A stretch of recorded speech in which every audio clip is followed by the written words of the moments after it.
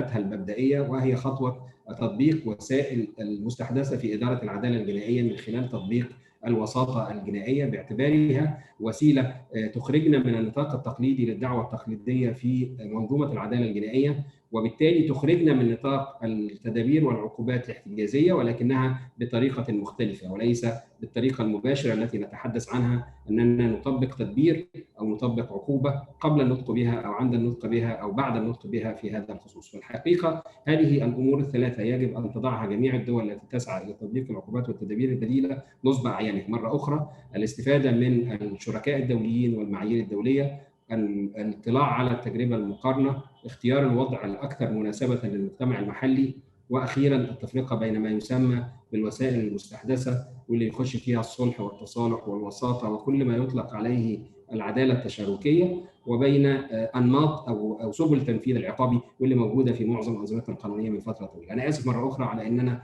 خدت فترة أخرى، لكن بنيت على ما قلت به سعادة القاضي حاتم، وأنا بشكر حضرتك عظيم الشكر إلى تنبيهنا لهذه المسألة. يعني أستأذن مباشرة إلى الجلسة الثالثة أو الجلسة الأولى من جلسات اليوم، وعنوانها التحديات المجتمعية التي تواجه التطبيق الفاعل للتدابير والعقوبات البديلة، ما هي الدروس المستفادة وما هي توقعات المستقبل. وبنبدأ بالمتحدث الأول من فرنسا، مستر دانيال دانجلاديس، وهو الحقيقة يتميز بعدة أمور. فهو أولاً يعمل في نطاق التنفيذ العقابي البديل من خلال العمل في ما يطلق عليه البروبيشن سنترز او البروبيشن سيرفيسز، اللي بتمثل واحده من اهم مراكز هذه العقوبات والتدابير البديله. له اكثر من 16 عاما من العمل في وزاره العدل ومن العمل في الجانب الشرطي. يميزه ايضا انه خلفيته هندسه الكترونيه، وبالتالي هو مهتم بتطبيق الوسائل التكنولوجيه المستحدثه في تطبيق العقوبات والتدابير البديلة. وإن كان السؤال المطروح عليه ليس فقط في هذا الإطار، ولكن هو كيف توجد تحديات مجتمعية نستطيع أن نتعامل معها في هذا الخصوص. Je suis très content de vous recevoir, mon cher ami. J'espère que vous avez amusé hier des discussions qu'on a, et je suis sûr qu'on va apprendre beaucoup de votre part. شكرا جزيلا لحضرتك، ومتأكد من أن احنا سوف نستفيد مما ستقوله بإذن الله. Le micro est avec toi. Okay, thank you, sir. I'm very pleased to be honored. Thanks for the invitation, and I'm very pleased and honored to be there on the behalf of the French Penitentiary Administration. So I must confess, I had to ponder a while when I saw the topics about the paradox when it comes to talk about the most successful type of alternative sentence from a public perspective. Why I was surprised, because I said to myself, how do we define success when it comes to non-custodial sentence? To please Professor Barbara yesterday was saying that we should change our mindset and don't use anymore the word of alternatives to sentence. So compared to prison, in the public eyes, non-custodial sentences are relatively invisible, even though there are almost 3 more times as many people subject to supervision to people to custody. So basically, the public doesn't know much about probation. They are not confident about it. They don't know what we're doing. And there is definitely a visibility gap and a credibility gap. So if we measure success about how often the judge use non-custodial sentence, so definitely in France, suspended sentence with probation is by far the most successful one. A suspended sentence, I guess, like most of you know, is an opportunity for the judge to impose a sentence, but not to make the person serve the entire sentence. It's a custodial sentence, but with a custodial element suspended on conditions that the defendant remains out of trouble and abides by any requirement.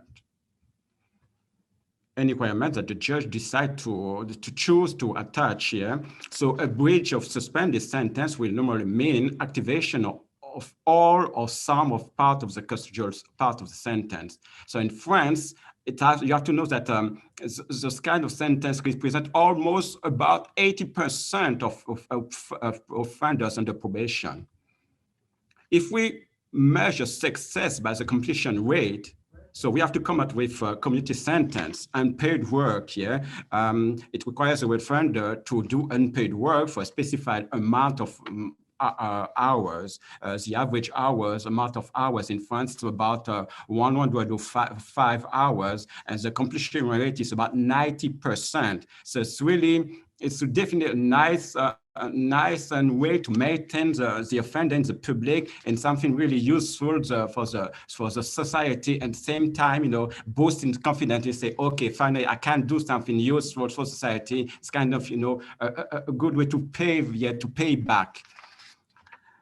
So just like community sentence order, electronic monitoring is also pretty well received by the public. It is seen as a tool to reduce pressure in prison and toughen probation. Besides, comparing to prison, which costs about 100 euros per day per detainee, electronic monitoring costs in France probably about something like 12 euros per day per tag. So we can say it's not easy to single out a non-custodial measure. There is a wide range of them, a wide range of alternative to imprisonment as set out in the Tokyo rules or the Council of Europe. In a nutshell, oh, sorry about the video. Yeah, sorry. Unfortunately, I pushed the button. Yeah, sorry about that. Yeah. So in a nutshell, courts can, in parts, fines, community sentences, orders, suspended sentence with or without probation, conditional release, halfway houses, or electronic monitoring. It doesn't make sense to grade them just like in a beauty contest. What matters is the alternative to imprisonment are often effective at achieving important public safety objectives, such greater security for the population than imprisonment. Like Lisa, the judge from France was saying yesterday, criminal justice implemented a reform in 2019. They recently decided that the offender assessment play a major role in the decision making when it comes to sentencing and planning supervision. The selection of non-custodial measures based on the assessment of established criteria is respect of both of the nature and the gravity of the offense, on the personality of the offender, its background, the purpose of sentencing, the right of the victims. The sentence has to fit the crime and meet the offender needs. Now, an alternative to custodial sentence to be successful as to, to find the right balance between protecting society and reintegrating offenders. And it's not just the responsibility of the offenders, policymakers, legislators in creating a framework for sentencing, the courts in exercising discretion to propose alternative whenever possible, the probation officer in providing a consistent service to reassure the judges, the public, that the alternative sentence imposed are adequately implemented. So what we have to bear in mind is with the COVID-19 pandemic, people, society, judge, everybody will realize being stuck at home, it's not something like really easy, and you can make some kind of parallel with electronic monitoring. So they kind of be able to relate to it and say, okay, fair enough. Wearing an ankle tag all day long, actually it's kind of pretty tough, and it's kind of a good way to promote this criminal justice 2019. And I had something, few notes I would like to add, because I was talking about some kind of paradox, because what we're doing as probation officer, the public doesn't know much about it. So if we want to, tackle this credibility gap and visibility, maybe we should talk more often about what we're doing, explain to the public what's the probation, what the probation is supposed to do, what's going to happen in case he breach any the requirements. So we have to ensure that the offender whose crime, for example, is a drug alcohol related, are required to attend the treatment, and make sure the level of supervision is matched not only by the risk of reoffending as the risk need a responsibility principle, but also the seriousness of the crime committed by the offender. And finally, and it's going to be my last point here, maybe we should let people know that the offender is kind of anybody in the street, yeah, you, me, everybody else. So, and the prison maybe, sure, it's got its place for, you know, for serious crime, but maybe a prison is not necessarily the adequate response. So thanks for the attention, and I'm looking forward to answering your question. The floor is yours. شكرا جزيلا. Thank you Daniel for your excellent presentation. شكرا جزيلا لمداخلتك اللي حاولت فيها تعرض بشكل سريع لبعض النسب وبعض الممارسات الناجحة في شأن العقوبات والتدابير البديلة، ولفت فيها النظر إلى الديلما ما بين المقاربة والاختيار على أساس خطورة الجريمة أم خطورة الجاني. هذا السؤال اللي دائما بيطرح على مائدة البحث. أتصور أنه الأسئلة هنجمعها في نهاية هذه الجلسة، وبدعو جميع المتحدثين جميع المشاركين أنهم يكتبوا أسئلتهم في الشاتنج بوكس أو في صندوق الأسئلة حتى نستطيع أن نجمعها في نهاية هذه الجلسة. ننتقل مباشرة والغرض تماما هو لن يتحدث عن النظرة من جانب الجهات الشرطية أو جهات إنفاذ العدالة، ولكن هتحدث من وجهة نظر المجتمع المدني ومشاركته الفاعلة في تطوير تدابير وعقوبات تتوافق وتتوائم مع متطلبات المجتمع المحلي، تنسجم مع قدرات المحكوم عليهم، وتحقق المستهدف من منع المتهم من العودة إلى ارتكاب الجريمة بأقل تكلفة ممكنة وبأكبر قدر من النجاح. معنا مستر بيلي جورتر، وهو أسترالي ولكن له تجربة متميزة باعتباره المدير التنفيذي لواحدة من منظمات المجتمع المدني الأكثر تتويجاً بالجوائز في مجال العقوبات والتدابير البديلة، واسمها This Life. عملوا في كمبوديا خلال 15 سنة.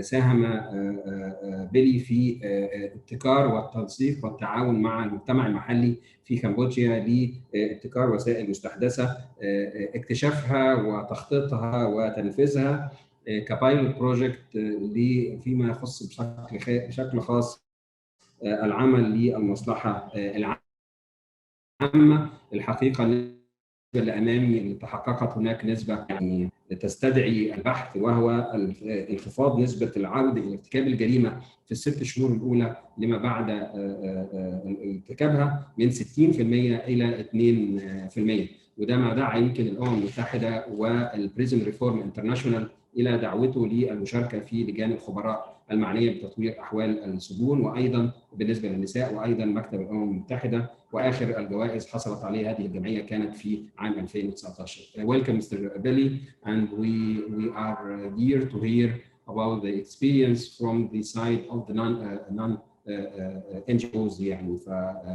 The floor is with you. Hello, my name is Billy Gorter and I'm the Executive Director of This Life. Can I start out by saying a big thank you to everyone involved in the webinar for inviting me today. It's always a great pleasure to share our experiences, especially this one. So This Life is an international NGO based in Cambodia. One of the primary things we do at This Life is listen. We listen to communities and hear what they are saying. It's true, we hear and we learn from things that work in communities, from those people who live within them. In doing so, we help communities find their voice and we support them to use the ideas to shape and change the world that they live in. So a number of years ago, we were talking with people in communities about children who found themselves in conflict with the law. It happens everywhere, we know. However, from our conversations, we discovered that communities thought the way that children were being punished was both inappropriate and wrong.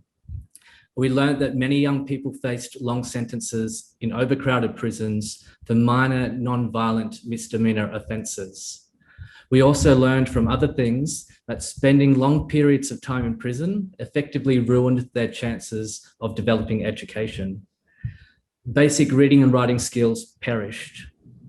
We learned from health problems and other explicit risks, which, to be frank, children and young people shouldn't have to face in any setting in the 21st century. In time, this conversation developed further. So This Life commissioned a primary research project. So the project attempted to perception test the value of diversion, which I'm sure we're all familiar with, which is community-based programs of action that are used as alternatives to sentencing to prison. And again, it's worth noting here that we're talking about children and young people who commit minor non-violent offences, and this is a case study from Cambodia.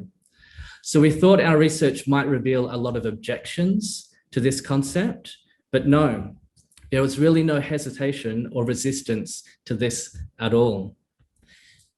So in Cambodia, the law on juvenile justice came into force in 2017. Indeed, the law does state that detention before and after conviction should be the last resort for children. Unfortunately, since then, things haven't quite evolved in quite the same spirit. In fact, we've seen a tripling of children and young people enter prison in Cambodia over the last 3 years. There's a number of ways to explain this, but for now, let me explain it like this. It's difficult to see change unfold on a daily basis, but over time it becomes clear. Cambodia has changed. The urban centres have grown and the rural districts have dwindled.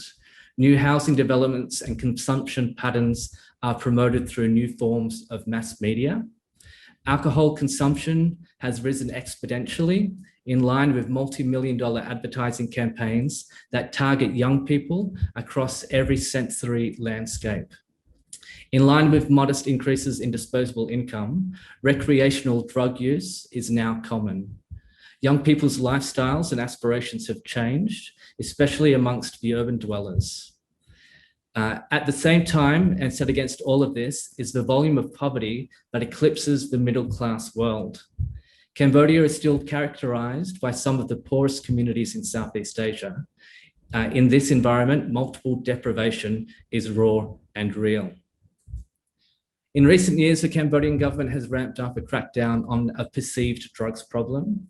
Within this context, many children and young people from varying backgrounds have been caught in the same net. So now we have displaced one problem with another. There's abundance of evidence to illustrate the heightened risks that being in prison has on an individual's life, both short, medium, and long term. This needs no defense. It's largely because of the toxic elements often exist within prison settings, which are completely at odds with the core principles of justice, which are the loss of liberty and rehabilitation. So following this is just a list of common risks that we know are associated with incarceration, particularly for children. Extreme overcrowding of prison cells leads to mental health risks. Poor nutrition and lack of exercise leads to physical health risks. Person-to-person bullying and sexual assault, illicit drug use, gang and criminal association, increased criminal awareness amongst prisoners, limited education and development opportunities, identity loss and stigma ownership, leading to broken relations, and future employment barriers. As I mentioned earlier, these are risks supplementary to the loss of liberty that children and young people shouldn't have to face in any setting in the 21st century. So from our research, we recognize the drivers of crime. Drugs, recreational drug use, and addiction related were a primary root cause. Theft was linked to drug-related addiction. Theft was also linked to poverty, with crimes of personal desperation also acting as a root cause. Upon assessment, we noted a majority of convictions were for non-violent offences, mostly drug-related and theft. 64% of cases, children said drug use had led them to commit crimes. In summary, we noted that young people from poor families who had an incomplete education were extremely vulnerable to conviction. Now back to the communities who we serve and who we work with, and whose the agenda this was developed upon.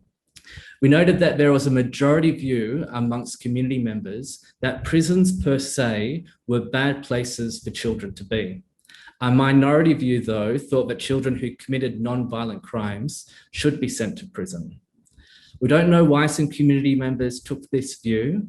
They may have been victims of crime resulting in perhaps a compassion breakdown. We just don't know.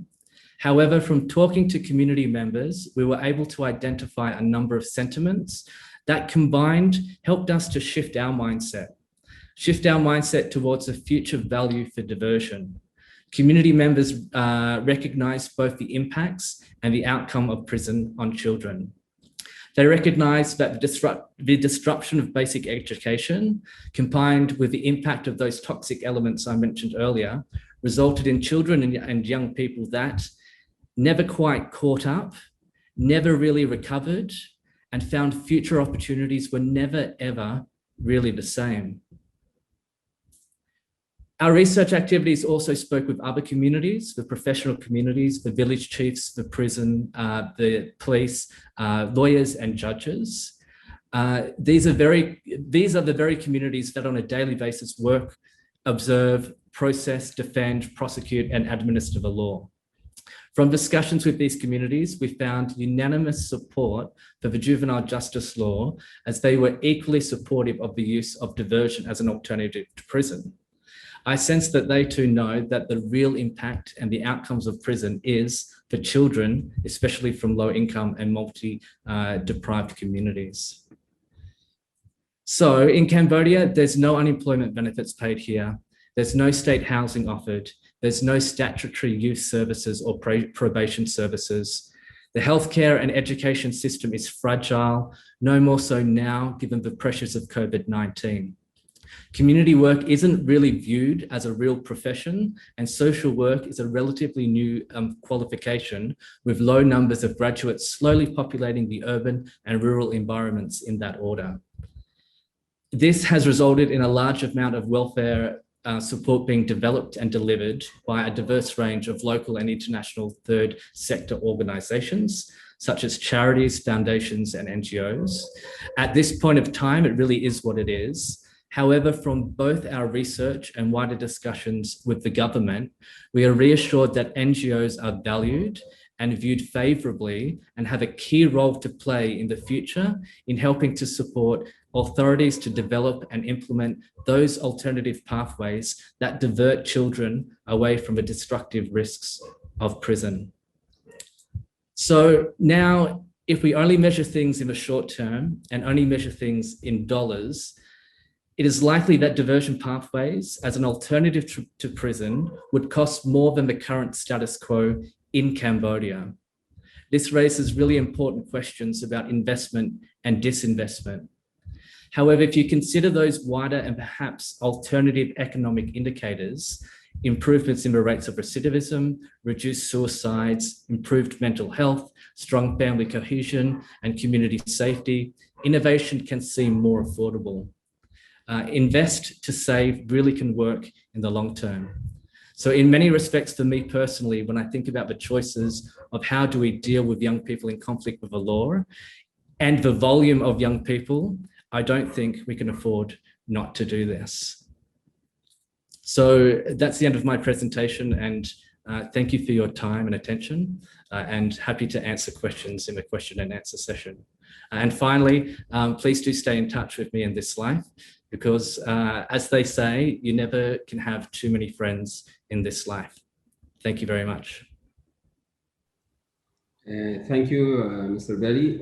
شكرا جزيلا على مداخلتك القيمة، مشاركتك لتجربة كمبوديا في التعامل مع الأطفال في هذا الخصوص، إشارتك وبشكل واضح لمختلف الإشكاليات الناجمة عن تقييد حرية الأطفال في مؤسسات الاحتجاز التقليدية، بدءا من المشاكل الصحية والمخدرات وما قد يتعرضون له من اعتداءات جنسية وفقد فرص التعليم وفرص العمل في المستقبل والاختلاط بالمجرمين. يمكن يهمني كمان أأكد على ما يسمى بالاستجما، لأنه لدى المتخصصين في علم الكريمنولوجي ربما الاستجما أو ما يسمى بالوصمة المجتمعية تمثل واحدة من المخاطر الكبيرة واللي تدعونا إلى التفكير في بدائل مختلفة لا تصبغ هذه الوصمة على المحكوم عليه، وخاصة إذا كان من الأطفال. النسب اللي حضرتك أشرت إليها في أنه أكثر من 64% من الأطفال بيرتكبوا جرائمهم مدفوعين بتعاطي المخدرات، وأنه 13% منهم فقط هم الذين يستحقون أن يرسلوا إلى المؤسسات العقابية. استعراضك لوجهة نظر المشاركين والمعنيين بتطبيق التدابير والعقوبات البديلة في كمبوديا وقناعتهم بأهمية التحول عن العقوبات الاحتجازية بالنسبة للأطفال، ربما دي كلها تصب في كيفية التهيئة المجتمعية في هذا الخصوص. ما أرجو من حضرتك يمكن في المستقبل أنك تشاركنا ب يعني ورقة صغيرة في ما هي أهم الابتكارات اللي قدرتوا تعملوها في كمبوديا في تطبيق تدابير محددة ومعينة للأطفال تتناسب مع المجتمع المحلي، ليس لنقلها بذاتها بالضرورة ولكن للفت النظر لكيفية تحقيق هذه الموائمة المهمة. مرة ثانية شكرا لحضرتك، وأتصور أنه هيكون في العديد من الأسئلة في نهاية الجلسة. يسمح لي السادة الحضور، احنا النهارده المشاركين وصلوا إلى 116 مشارك. أعيد التنويه لما أنا نوهت عنه أمس بأن احنا بنسجل الحلقة النقاشية أو الندوة الإقليمية لغرض العلمي، لغرض استخدام المعهد فقط وإخراج التقرير العلمي النهائي. اعذروني ان انا ما نوهتش ده في بدايه اليوم النهارده، لكن ما زال لو في اي حد عنده تحفظ او اعتراض يستطيع ان هو يبديه في هذا الخصوص. قبل ان ننتقل الى المتحدث الثالث وهي مسز يودا سوادي، ولها جانب اخر من الخبره مهم جدا.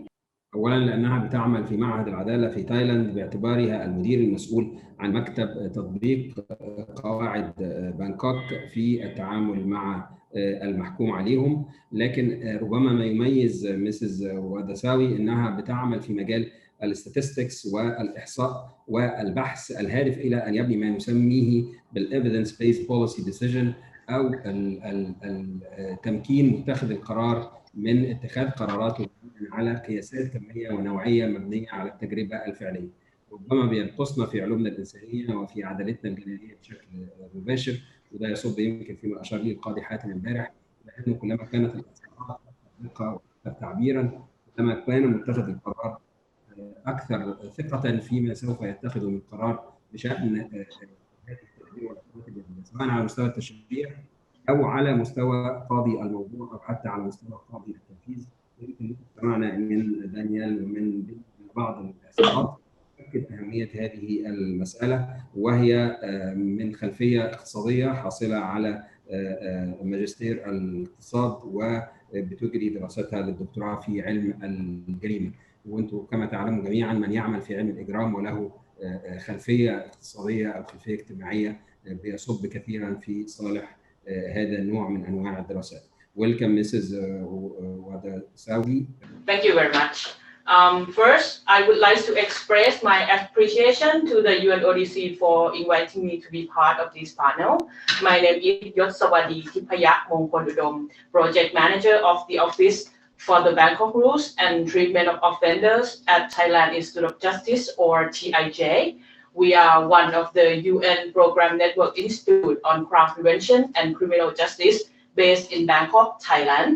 One of our mandates is to support the implementation and international standards and norms related to the treatment of offenders in both prison and non-custodial setting.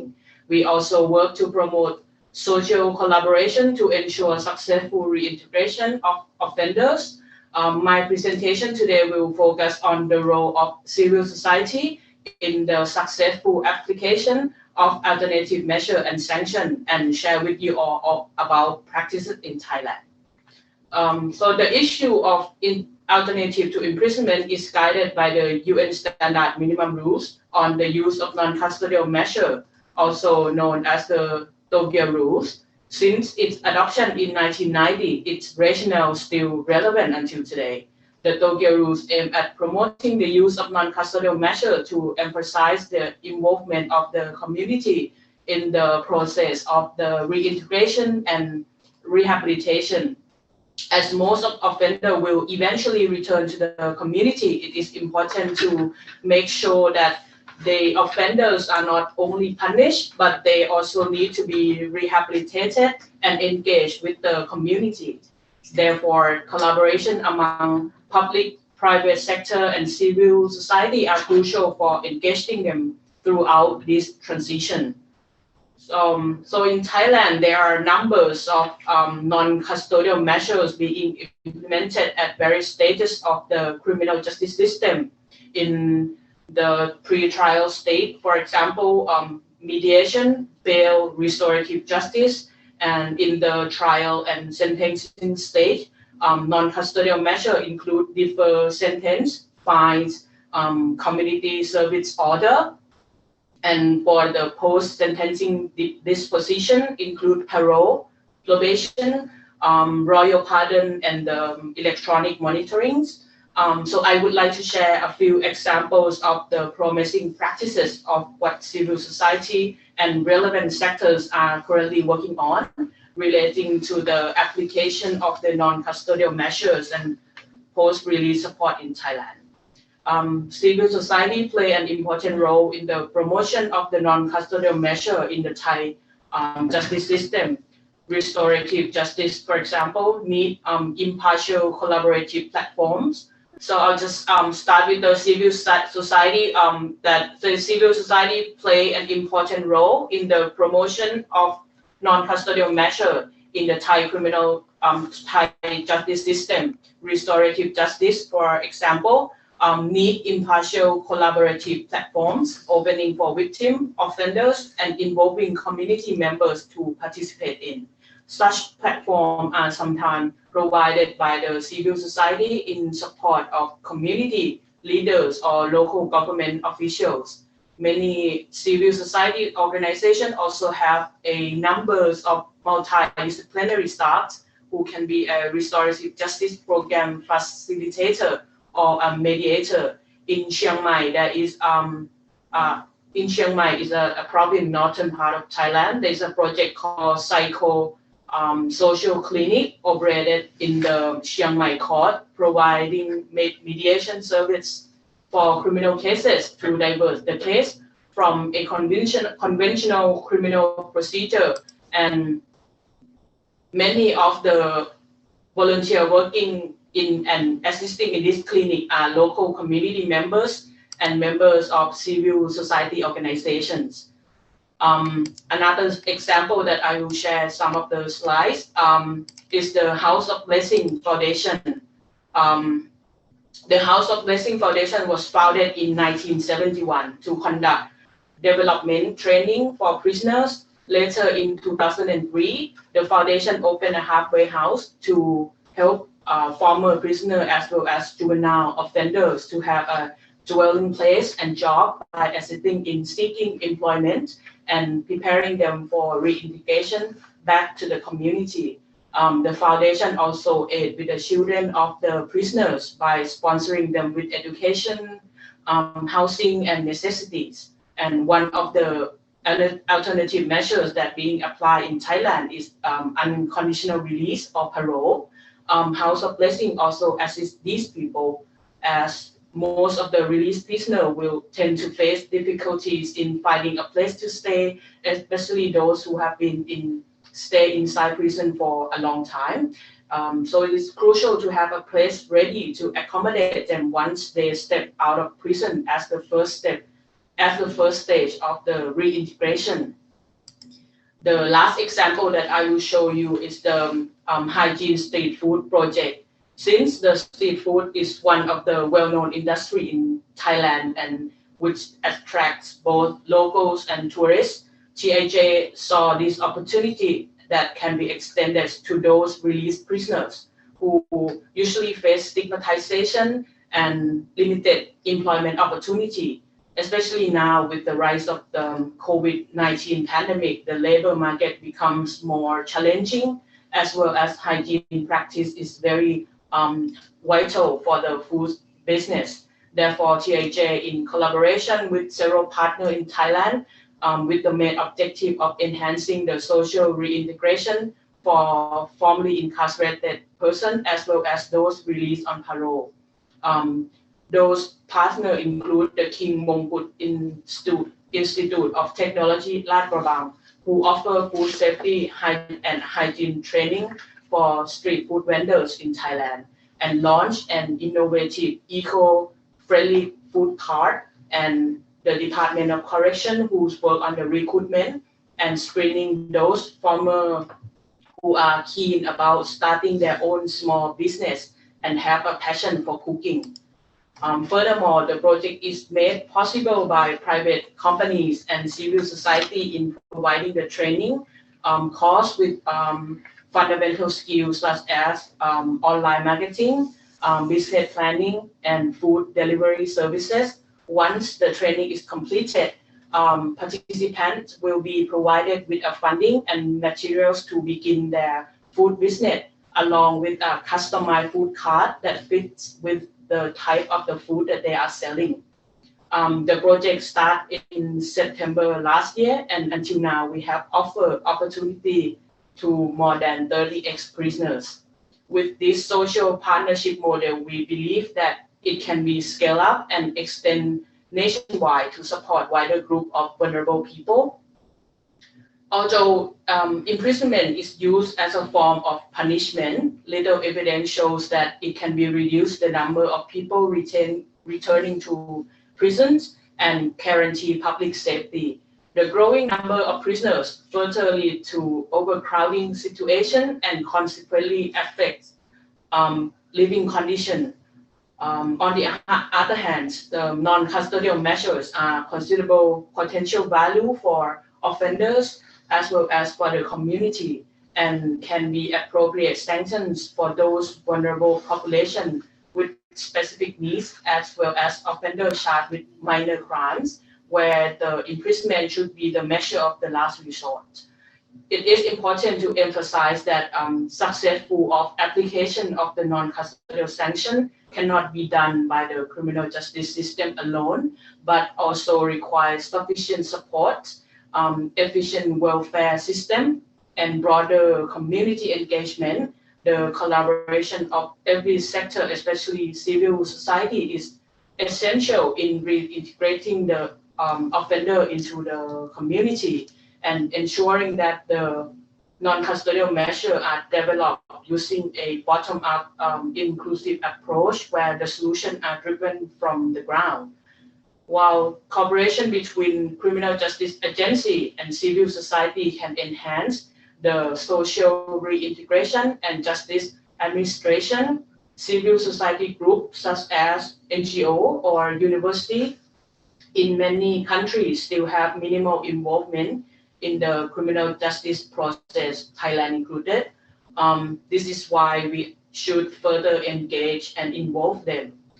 One of the findings from the toolkit on the gender responsive non-custodial measure, which you can scan from the PowerPoint, developed by UNODC and Thailand, found that in the context where there is a generally limited access to justice, civil society play a crucial role in providing direct legal aid services.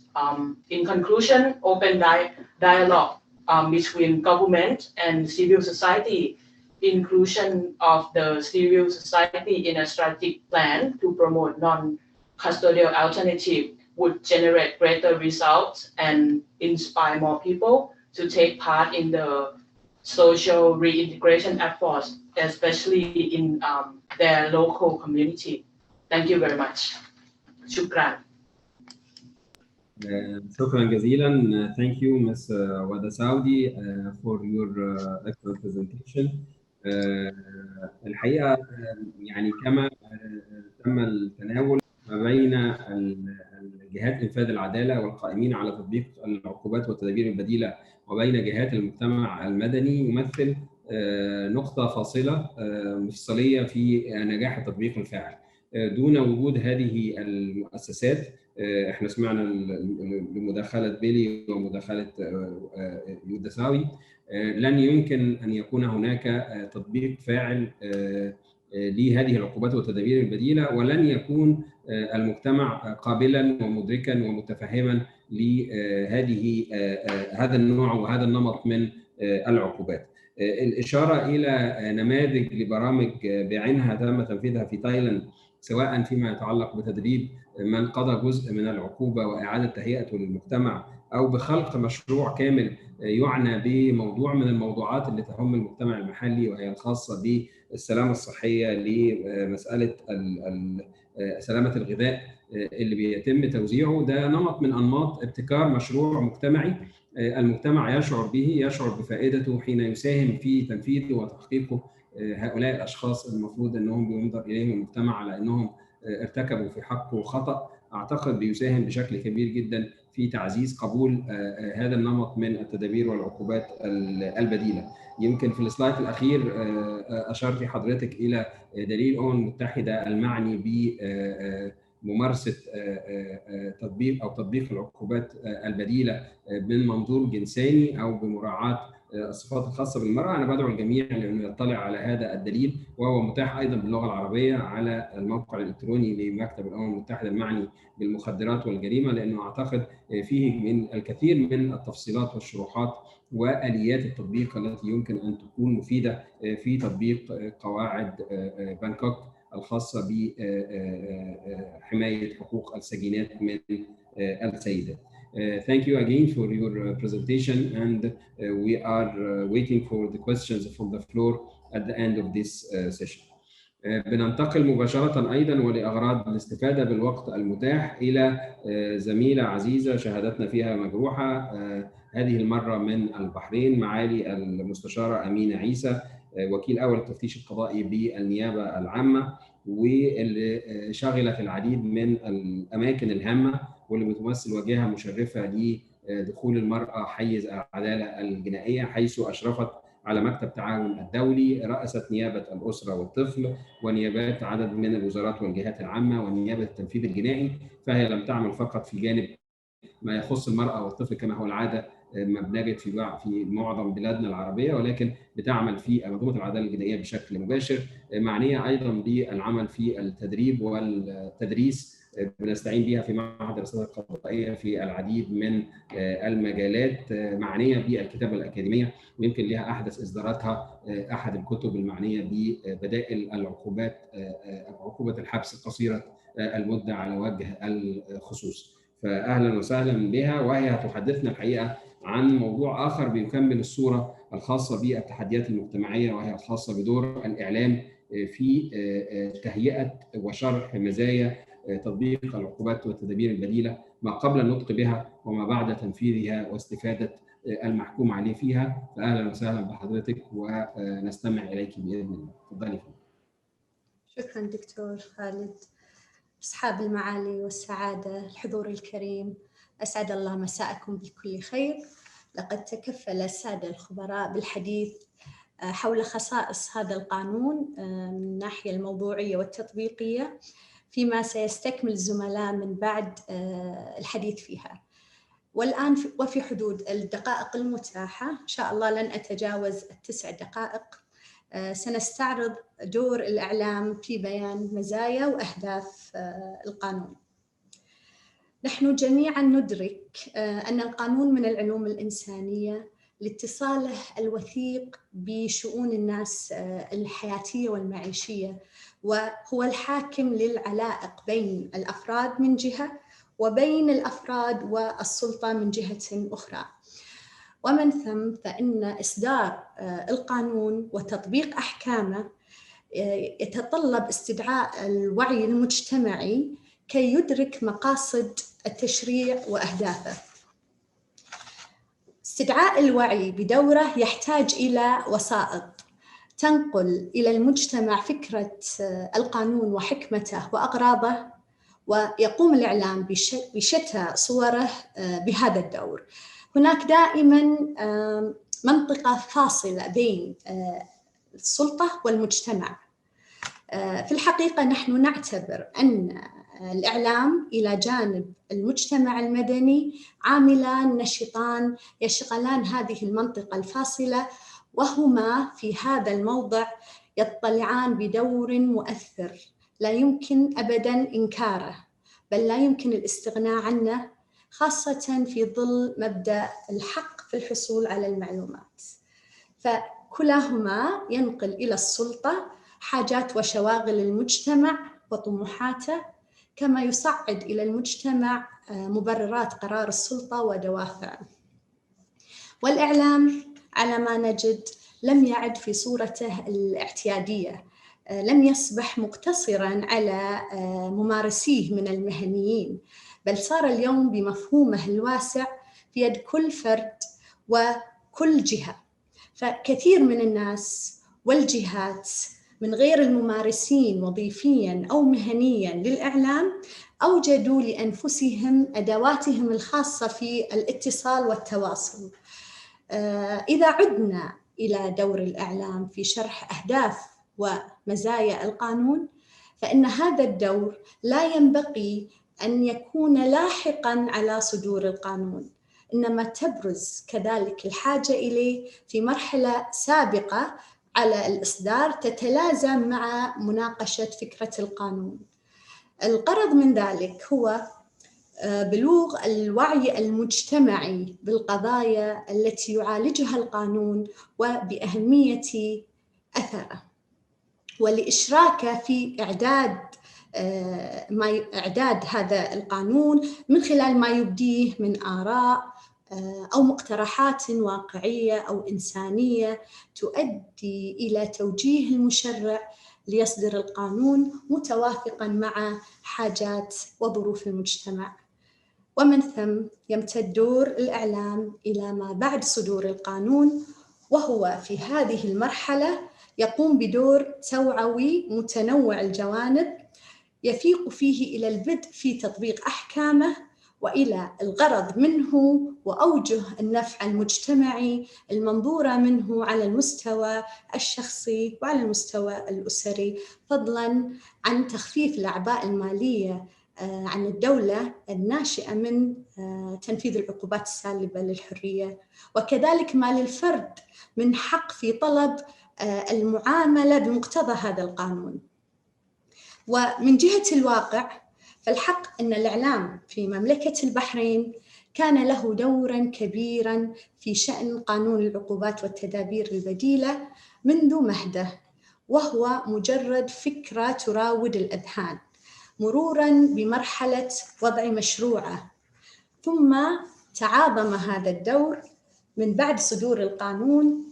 وفي جميع هذه المراحل لجأت الجهات المعنية إلى الإعلام بصوره المختلفة، سواء التقليدية منها أو مواقع التواصل الاجتماعي، من أجل توعية الجمهور بضوابط القانون وإحاطته بأنواع العقوبات البديلة وبإجراءات تطبيق القانون ونتائجها. ومن جانبها فقد أصدرت النيابة العامة بمملكة البحرين العديد من التصريحات والبيانات الإعلامية بشكل متتابع، وتم نشرها بالصحف المحلية وفي موقعها الإلكتروني، وكذلك في حساباتها في مواقع التواصل الاجتماعي حول تطبيقها القانون وأعداد المستفيدين من هذا القانون وأوضاعهم التي استدعت استبدال عقوباتهم السالبة للحرية، ونقلت من خلال وسائل الإعلام المرئية والمسموعة مضامين هذه البيانات، وكذلك ما نظمته النيابة العامة في هذا الصدد من ندوات ولقاءات تنسيقية مع الجهات المختصة ومع المجتمع المدني، وما أسفرت عنه هذه الفعاليات كذلك. ولا زالت النيابة العامة تتبع هذا المنهج بالإعلان بشكل مستمر عن إجراءاتها في تطبيق القانون، بغية إحاطة المجتمع بكل ما يسفر عن العمل بهذا القانون.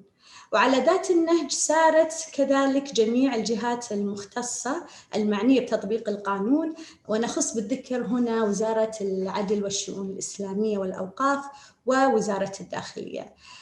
لا يفوتنا في هذا المقام أن نذكر دور الإعلام الخاص المتمثل في المنصات الإلكترونية وقنوات الإعلام الحر والحسابات الخاصة على مواقع التواصل الاجتماعي في التوعية بطبيعة الحال بمخاطر الجريمة وآثارها.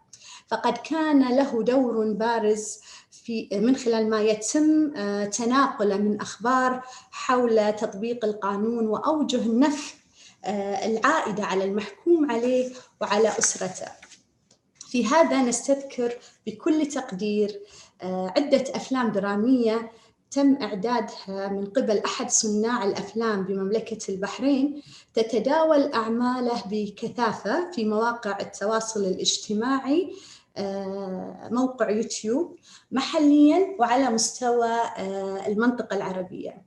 فبالتنسيق مع وزارة العدل والشؤون الإسلامية والأوقاف ووزارة الداخلية والنيابة العامة، أعد هذا اليوتيوبر أفلاماً تناول فيها حياة نزلاء السجون، واقع حياتهم في السجن، دخل إلى السجن وقام بتصوير واقع معيشة هؤلاء السجناء، مستعرضاً المشكلات الاجتماعية التي نشأت بسبب قضائهم العقوبة الحبسية.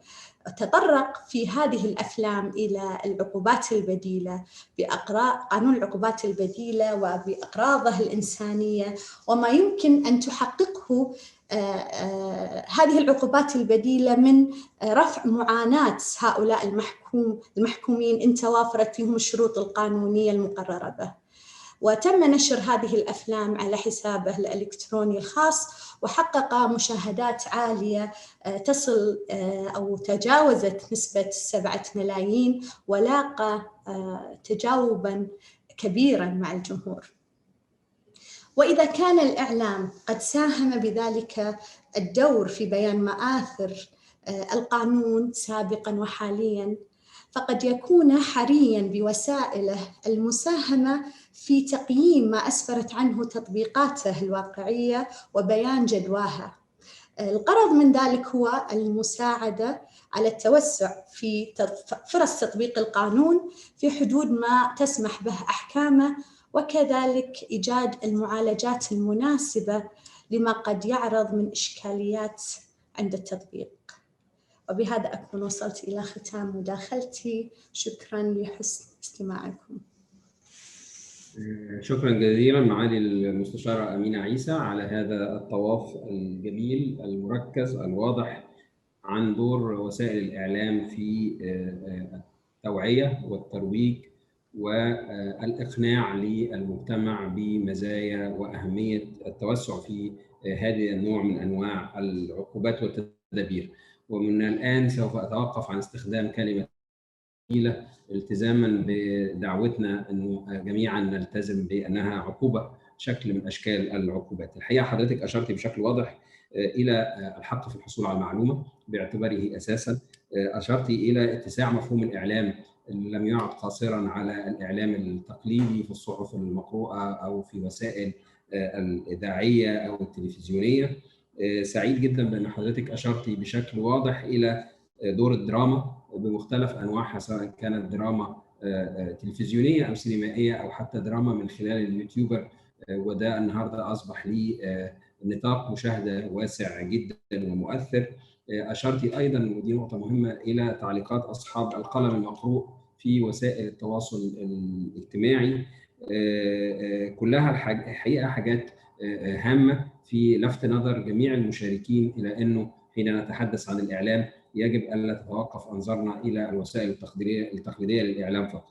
لكن أيضا أريد يمكن أن أدعو زملائي في المعهد أن احنا نعمل حاجة، وأيضا أشارك حضرتك في مجرد أفكار والحاضرين. أنا بتصور أنه ربما في ظل أنه قانون العقوبات والتدابير البديلة يحتاج إلى هذا الدور الإعلامي، أنه يكون هناك من يرصد، جهة تستطيع أن ترصد كل ما يتم بثه في وسائل الإعلام بخصوص هذه العقوبات والتدابير البديلة، حتى تكون في النهاية ما فيش ما يمنع أن يبقى فيه جائزة لأفضل تغطية إعلامية أو توجه إعلامي أو تصوير إعلامي في هذا الخصوص.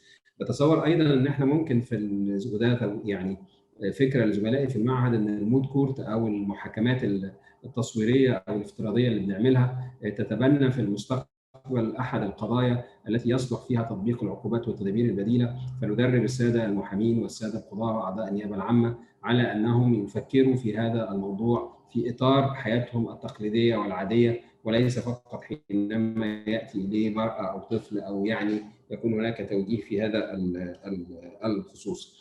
بتصور أنه الإحصاءات، فكرة التجربة العملية المبنية على الإحصاء الفاعل، إذا حولناها إلى وسيلة الانفوجراف وأمدينا بها كل من يكتب أو كل من يتحدث أو كل من له كلمة أو رأي مسموع، بتصور أنها تساعد بشكل كبير في تهيئة المجتمع بشكل أفضل إلى قبول هذا النوع من التدابير والعقوبات. أخيراً، وحضرتك أشرت لي التجارب الناجحة، مشاركة السكسس ستوري، كيف نقلت تجربة حقيقية وليست تجربة تمثيلية، كيف نقلت العقوبات والتدابير البديلة حال محكوم عليه من حال إلى حال.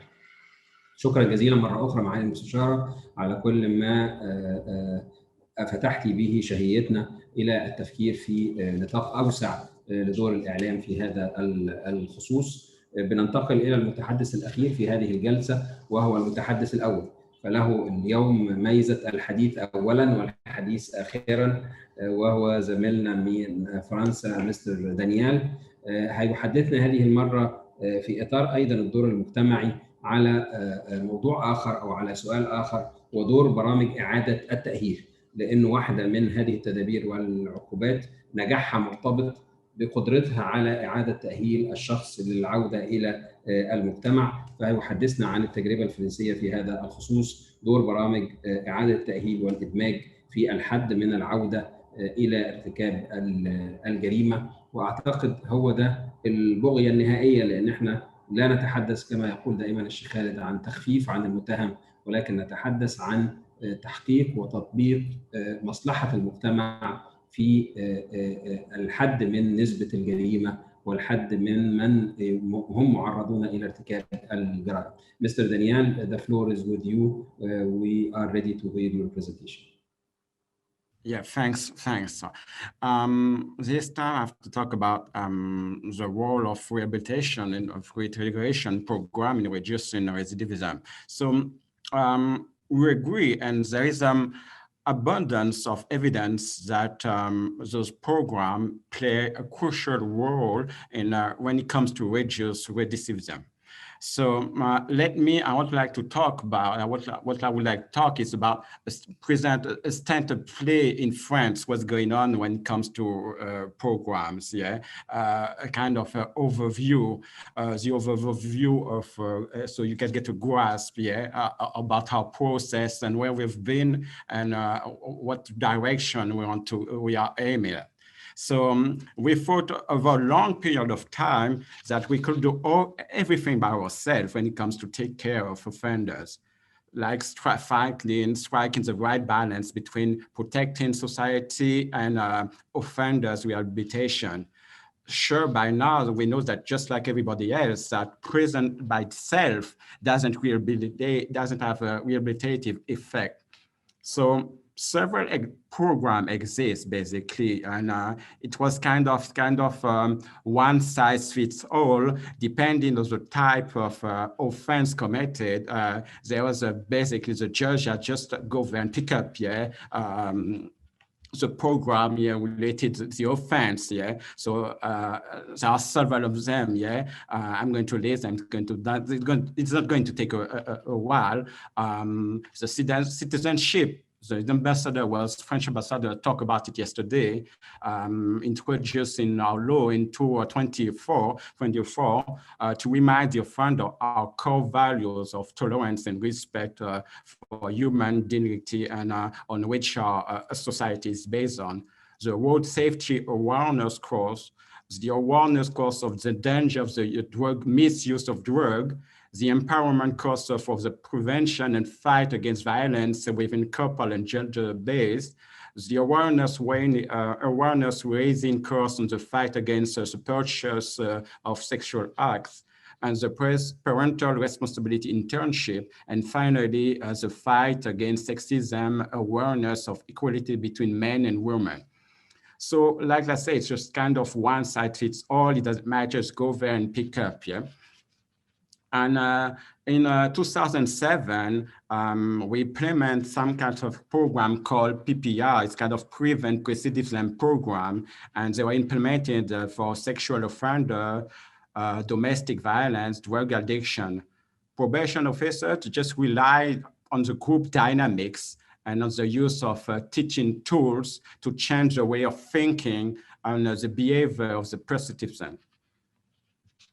So compared with imprisonment, such community-based sections are often as much a more effective way of supporting the social integration of offenders, because they avoid offenders to be exposed to the harmful effect and marginalizing of imprisonment.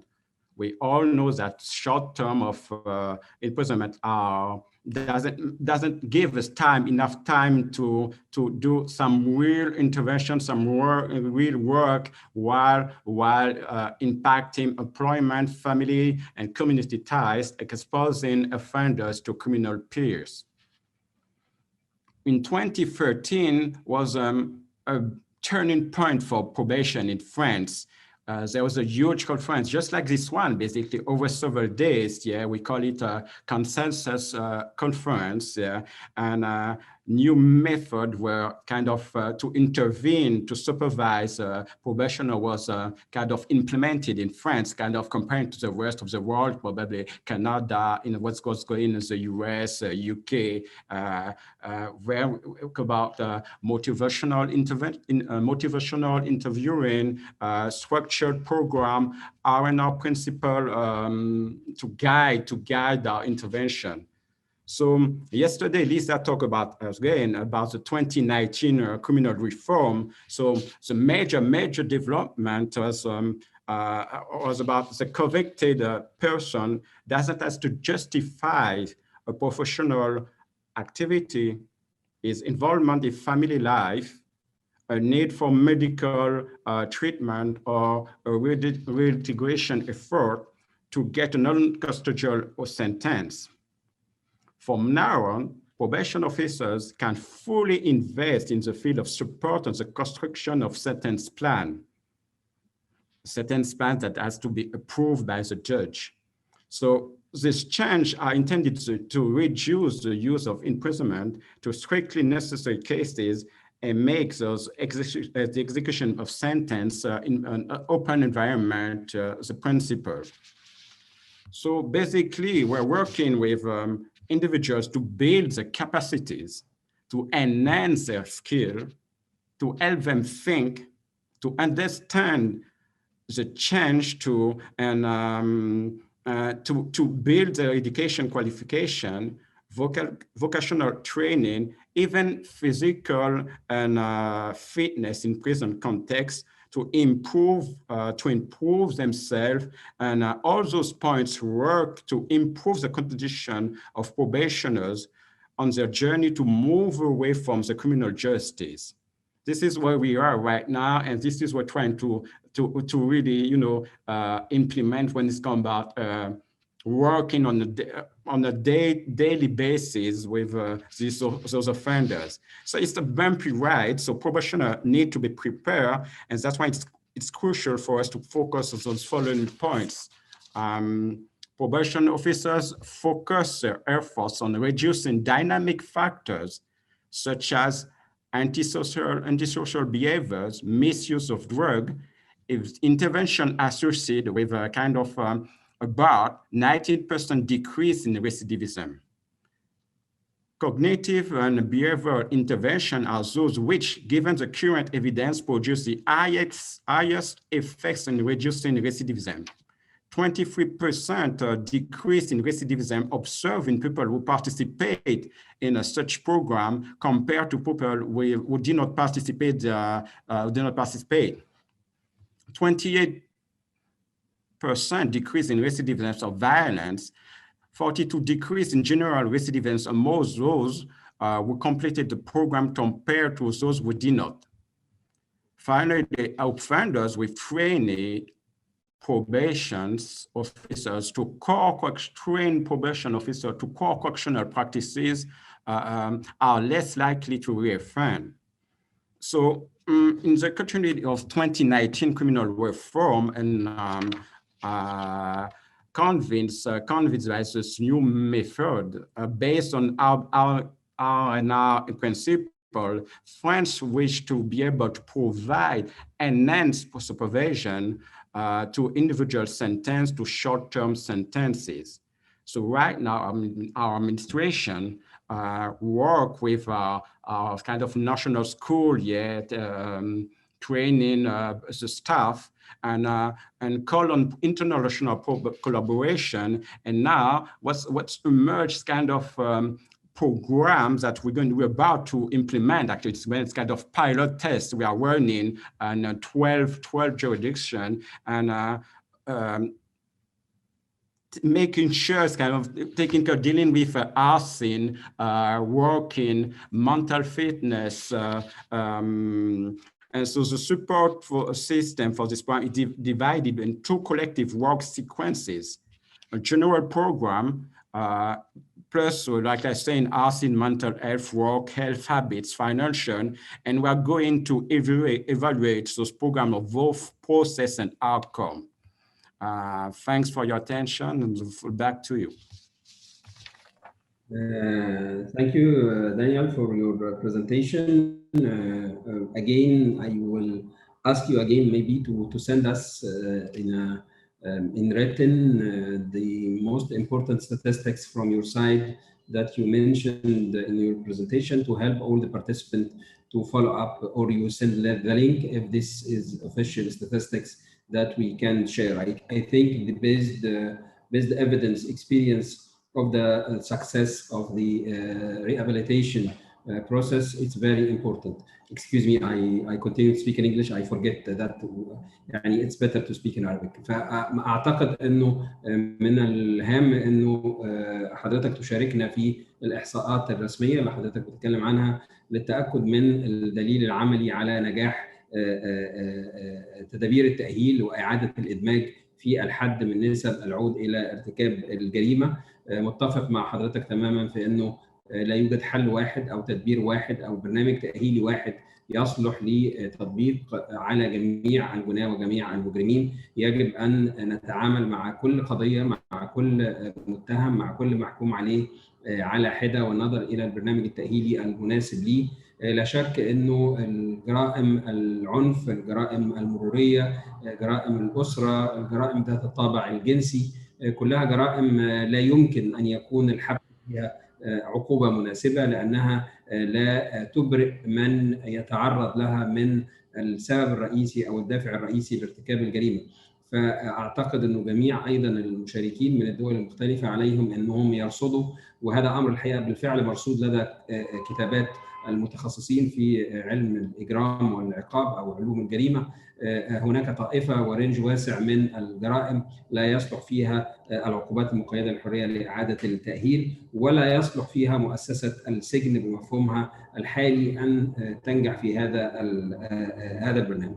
بعتقد بشكر أيضا دانيال for his second presentation للمداخلة الثانية اللي بتصب في الهدف الرئيسي من هذه الجلسة، وهو أن نضع أيدينا على التحديات المجتمعية المختلفة التي تواجهنا، سواء في عند اختيار هذه العقوبة. مستر بيلي شرح لنا تجربته فيما يخص الأطفال بشكل محدد، وكيف ساهم قبول المجتمع لهذه الفكرة في تحقيق نتائج طيبة. تحدثنا أيضا فيما يتعلق بتجربة تايلاند عن دور المجتمع المدني وكيف استطاع أن يخلق مجموعة من المشاريع المجتمعية التي تجعل العمل للمصلحة العامة أكثر قبولا من المجتمع. ويمكن دي واحدة من التحديات المهمة على فكرة في دولنا، كيف نستطيع أن نخلق فرص لخدمة مجتمعية تفيد في إعادة تأهيل الجاني، وفي نفس الوقت يحسن المجتمع استقبالها ويشعر بأن هذا الجاني قد قدم واجبه أو قدم اعتذاره اللازم والواجب لهذا المجتمع الذي أخطأ في حقه بارتكاب الجريمة. وده محتاج الحقيقة قدر من الابتكار، قدر من الجهد، مش بس من القائمين على إنفاذ العدالة الجنائية لكن مختلف جهات المجتمع. وده قادنا مباشرة إلى حضرة المستشارة أمينة عيسى عن دور الإعلام، ليس فقط في الترويج والتوعية والتشجيع والشرح، ولكن في تشجيع مختلف جهات وفئات المجتمع أن تساهم بالفكرة، تساهم بالتطبيق، تساهم بالتنفيذ، تساهم بالدعم، تساهم بقبول رفع الوصمة المجتمعية عن هؤلاء المجرمين. كانت النهاية بعدد من الأفكار والإحصاءات من التجربة الفرنسية أعتقد كلها بتصب في اتجاه واحد، وأنه لن يكون ممكنا تحقيق هذا التطبيق الفاعل الذي نسعى إليه بغير دور مجتمعي هام ومؤثر في هذا الخصوص. قبل أن بنرحب الأول بمعالي النائب العام الدكتور علي على انضمامه لينا، وأنا مقدر تماما حرصه على أن يكون معنا رغم انشغالاته في هذا الخصوص، شأنه شأن معالي الوزير، يعني كلاهما لا يبخل علينا بالحضور والتواجد. اسمحوا لي ان احنا اشير الى 3 اسئله اساسيه تم طرحها وهطرحها على جميع المتحدثين في هذا الخصوص. ربما السؤال الاول ويمكن سمعته اكثر من مره في داخل مملكه البحرين مع بدء تطبيق هذه المنظومه، بيسالوا احد المتحدثين عن ما هو الموقف في حاله ارتكاب المحكوم عليه لخطا يرتب ضرر ويرتب مسؤوليه مدنيه تجاه من يعمل لديهم او من يتعامل معهم بمناسبه تنفيذه للمسؤوليه المجتمعيه. هل من الممكن أن يكون هناك نظام من أنظمة التأمين أو المسؤولية عن هذا النوع من أنواع الخطأ حتى تزيد قدرة المجتمع الخاص أو المجتمع المدني على قبول إتاحة الفرصة للتعامل مع هؤلاء الفئات؟ يعني بشكل أكثر وضوحا، ما هي حدود ضمان التعويض عن أي ضرر قد يترتب على ممارسة هذا المحكوم عليه للدور المجتمعي؟ في سؤال متكرر في أكثر من مرحلة، إن الحقيقة الدول المشاركة معانا واللي بتسعى إلى تطبيق هذه المنظومة بتسأل عن مدى النجاح من وجهة نظر من طبق هذه القوانين، وعلى الأخص مملكة البحرين اللي احنا بنطلق منها هذا المنتدى. ما تقدير المسؤولين فيها عن النجاح الذي تحقق من تطبيق هذه العقوبات والتدابير البديلة في السنوات الأولى للتطبيق؟ هل يشعروا أنهم حققوا المستهدف؟ ما زلنا في الطريق؟ هل الدراسات الإحصائية أو الكمية بتساعد في هذا الخصوص ولا لا؟ والحقيقة كل ده بيصب في يمكن اللي أشار لي زميلي القاضي حاتم فؤاد حينما تحدث عن أهمية بناء هيكلة واضحة للإحصاءات ومشاركتها، سواء كانت إحصاءات متعلقة بأعداد واستجابة ومعدلات عود، أو كانت إحصاءات متعلقة بالتكلفة المالية أو الرقمية أو الزمنية لهذا الخصوص. أنا طرحت السؤالين، باب هذه الأسئلة المختلفة مفتوح لحضراتكم جميعا، ونعطي الكلمة بداءة لمعالي النائب العام. تفضل يا دكتور. أنا راح أوجز إن شاء الله ولن أطيل في الرد. تكلمت على موضوع الموظف إن كان في إصابة أو طبعا الحاق الشخص بالعمل في خدمة المجتمع يجعله في حكم الموظف أو العامل الفعلي تماما، يعامل كما لو كان عامل فعلي في هذه المؤسسة. إصابته هي إصابة عمل تخضع القواعد والأحكام المنصوص عليها في قانون العمل المتعلقة بالتعويض إذا كان في العمل أو في الخدمة المدنية أو في أي أحد من الجهات الحكومية، فبالتالي يعامل كما لو كان عامل فعلا في هذا الموضوع. سؤال أحد الأخوة الظاهر من دول مجلس التعاون على هل هذا القانون لبى الرغبات؟ طموحنا كبير جدا ونسعى إلى أبعد من ذلك، ولكن عندما تسأل هل والله هذا القانون حل إشكاليات؟ نعم، حل إشكاليات كثيرة جدا. يمكن يرتبط الإجابة هذه بالسؤال طرح أمس. وفر أموال للدولة، لم الأسر سهل موضوع انخراط الشخص في مجتمع بدل أن يدخل السجن ويبعد عن مجتمعه ويبعد عن أهله ويبتدي الصرف فقد تحدث جرائم أخرى. فبالنسبة للقانون هذه اعتقد انه قانون متميز ومتفرد نفخر فيه ان البحرين تكون دوله رائده في بين الدول العربيه في اصدار هذا القانون من خلال التعاون اللي صار مع UNDP UNODC كافه الشركاء الاخرين، ولكن هو فعلا قانون متميز لبى كثير من الرغبات لدينا وحل كثير من الاشكاليات. واعتقد امس فقط اللي شفتوه في الفيديو اللي عرض من قبل وزاره الداخليه عن الشخص اللي تسبب في حادث مروري وبدل ان يدخل السجن مده 3 أشهر عمل في الاسعاف، حس بمسؤوليته، حس بخطأه، وفي نفس الوقت انت لم تخسر عضو ناجح في المجتمع، وقد السجن يدخل الى متاهات اخرى لربما يعني ينحرف فيه او لربما ينقطع عن اهله، وبالتالي الاسره نفسها قد تكون محل ضياع اذا سجن رب الاسره هذه لمده 6 شهور او سنه او الى ذلك. فنعم هو لبى الرغبات، ولكن نقول دائما طموحنا اكبر من ذلك، واحنا رصدنا كثير من الملاحظات التي ذكرت على مدى امس واليوم، وراح نتكلم عنها ان شاء الله في الكلمه الاخيره، وراح نستفيد منها ان شاء الله ونطور انفسنا من خلال هذه الندوه. شكرا معالي النائب. يمكن هأسأل على حضرتك بان انا استكمل اجاباتك بسؤالين تانيين، احنا حضرتك طمعتنا يعني. الجزء الاول يمكن الزميل اللي سأل عن موقف اللي بيعمل في الخدمه المجتمعيه كعقوبه فيما يتعلق باصابته هو، لكن ايضا فيما يتعلق بالاضرار اللي هيسببها للغير. اتصور انه الجهه يعني هنطبق قواعد المسؤوليه الجنائيه، قواعد المسؤوليه المدنيه، مسؤوليه المتبوع عن اعمال التابع. نعم. هي المسؤوليه الجنائيه حتكون واضحه جدا، يعني كان هو اخطا في امر معين فهو يتحمل المسؤوليه الجنائيه، مسؤوليه شخصيه فبالتالي هو يتحملها. اما ان كانت اخطاء امور معينه فمسؤوليه مثل ما تفضلت، يعني كونه يعمل في هذه الجهه فبالتالي الجهه تتحمل هذه طبعا هو لما بتكون العمل لدى جهه عامه مع النائب الامر بيبقى سهل وميسور، لانه الدوله في النهايه اللي تتحمل التعويض عن الاضرار اللي ممكن تحصل. يمكن ربما السؤال يبقى اكثر يعني اشكاليه شويه حينما نكلف جهات مجتمع مدني او جهات خاصه بانها تتعامل مع هؤلاء المحكوم عليهم او تشغلهم لديها او تشركهم في مشروعاتها.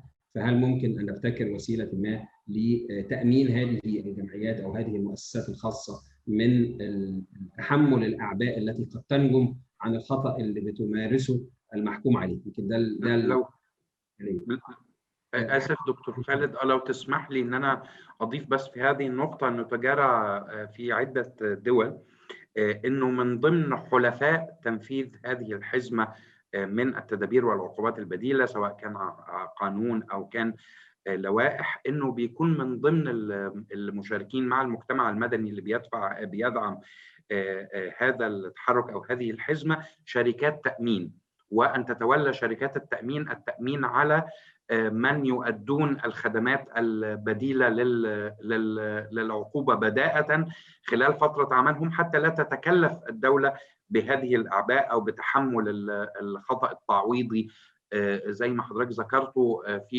بحكم مسؤولية المتبوع عن أعمال تابعه. فقد يكون ده اقتراح جيد أيضا في مملكة البحرين مع المنظمات الداعمة لتنفيذ هذا القانون، أن يكون أيضا شركة أو أكثر من شركات التأمين الموجودة لتتولى هذا التأمين. شكرا. شكرا على مداخلتك حاتم بيك. ويمكن واحدة من الأفكار اللي عشان كده أنا يعني بعمل ستريس على هذه النقطة، يعني تشرفت بأن أنا يعني قدمت مذكرة للنيابة العامة المصرية بشأن موضوع العقوبات والتدابير البديلة، ويمكن كان واحدة من المقترحات اللي مش عارف حتى تجد تطبيقها ولا لا، هو فكرة ان يبقى في صندوق لدعم العقوبات والتدابير البديلة بشكل عام، لكن يعني يخصص جزء منه لقضية التعويض عن المشاكل التي قد تنجم عن هذا التطبيق، وممكن يبقى حصيلته جزء من الغرامات ربما المحكوم بها او جزء من المصادره اللي هتتم لذات المحكوم عليه اللي بينفذ العقوبه والتدبير البديل. يعني الموضوع مش يعني زي ما حضرتك اشرت، يستحق مزيد من الدراسه والبحث بهدف توسيع نطاق المشاركه المجتمعيه في هذا الشأن او في هذا الخصوص. ربما الامر الثاني مع النائب ايضا اللي كان بيشير لي الزميل وهو المتعلق بمدى تحقيق هذه العقوبات والتدابير البديله للردع العام والردع الخاص. او السؤال بشكل اكثر دقه كما نفهمه نحن الجنائيون، يعني كيف اثرت معدلات ارتكاب الجريمه سلبا او ايجابا بهذا؟ هل التحول في جرائم بعينها من العقوبه الاصليه التقليديه المقيده للحريه الى العقوبه البديله ادى الى زياده او الى ثبات او الى تقلص معدلات الجريمه؟ انا عارف ان السؤال ده الاجابه عليه صعبه في هذا العدد المحدود من السنوات، احنا في البحرين بقى لنا 3 سنوات فقط بنطبق هذا القانون، لكن بتصور ان احنا يجب ان نضعه في الاعتبار ايضا اذا كان هناك توجه عام من سواء من النيابه العامه او من الساده القضاه في استخدام هذه التدابير في جرائم بذاتها، نستطيع ان نقيس بعد عدد من السنوات هل اثر ذلك سلبا او ايجابا على فكره الردع العام والردع الخاص. اذا تسمح لي بس اسمح لي بس نقطه بسيطه. نعم، بالرغم من مرور فقط 3 سنوات الا ان الاحصائيات متواجده عندنا، يمكن ليست امامي في الاحصائيه ولكن عرضت علي قبل فتره. في اولا يعني فكره العقوبه البديله هي نفس فكره العقوبه الاصليه، هي فيها شيء من الايلام، فيها شيء من الزجر، ففيها الردع العام وفيها الردع الخاص. الشخص اما تقطع عن عمله وتخليه يعمل مثلا لمده سنه في عمل كوميونتي سيرفيس على سبيل المثال، امر مش بسيط يعني، وهو تارك عمله الاصلي او انه بجانب عمله الاصلي بعد الظهر راح يعمل في خدمه المجتمع، فامر مش بسيط. لكن السؤال هل ادى الى انخفاض؟ نعم، في احصائيات عندنا انخفضت كثير من الجرائم، تحديدا طبعا نتكلم عن الجنح اساسا، انخفضت كثير من الجرائم بعد استخدام العقوبات البديله. ويعني اذا في فرصه نزود قبل نهايه المحاضره الاخيره نحاول ان شاء الله جاهدين ان نتكلم فيه. ان شاء الله. دي اجابه مبشره جدا ومبهجه جدا انه يكون لدينا ايضا قياس واضح للتدابير والعقوبات البديله، تاثيرها على معدلات ارتكاب الجريمه بشكل عام، مش بس على عود من خضع له الى ارتكاب ذات النمط من الجرائم. المستشار نواف حمزه كان لديه تعليق. نعم. في البدايه انا يعني فخور ان يمكن اول قانون تم حالته الى جلاله الملك الله يحفظه للتوقيع وقعته في الهيئه كان قانون العقوبات البديله، ويعني هاي كان من القوانين بالفعل اللي كان فيها نقله نوعيه، وانا افتخر فيها. يمكن انا شاركت مجهود غيري لان كانوا اساسا كانوا مشتركين فيها زملائي في هيئه التشريع قبل رئاسه الهيئه. وبس النقطه واحده معالي العام، اعتقد نقطه مهمه جدا اللي تفضل فيها سعاده النائب العام، ان احنا في مجال التطوير اعتقد انه في القانون، ويعني هذا فكر منفتح ان احنا نبتدي وناخذ التجارب ونبتدي ونمشي فيها، ويعني نشوف اللي يناسبنا ويناسب ايضا يعني وضعنا في مملكه البحرين، وضعنا كدوله اسلاميه وكدوله عربيه او كثقافه، يعني خلينا نقول ما بنتكلم عن ثقافه معينه. اعتقد ان احنا نستفيد ايضا من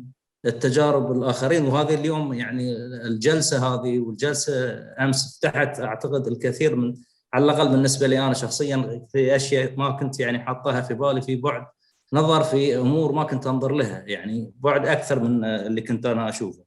فيعني اعتقد التطوير، ويعني الحمد لله ان عندنا سعاده النائب العام انسان منفتح ودائما مع التطوير، والله يوفقنا ان شاء الله.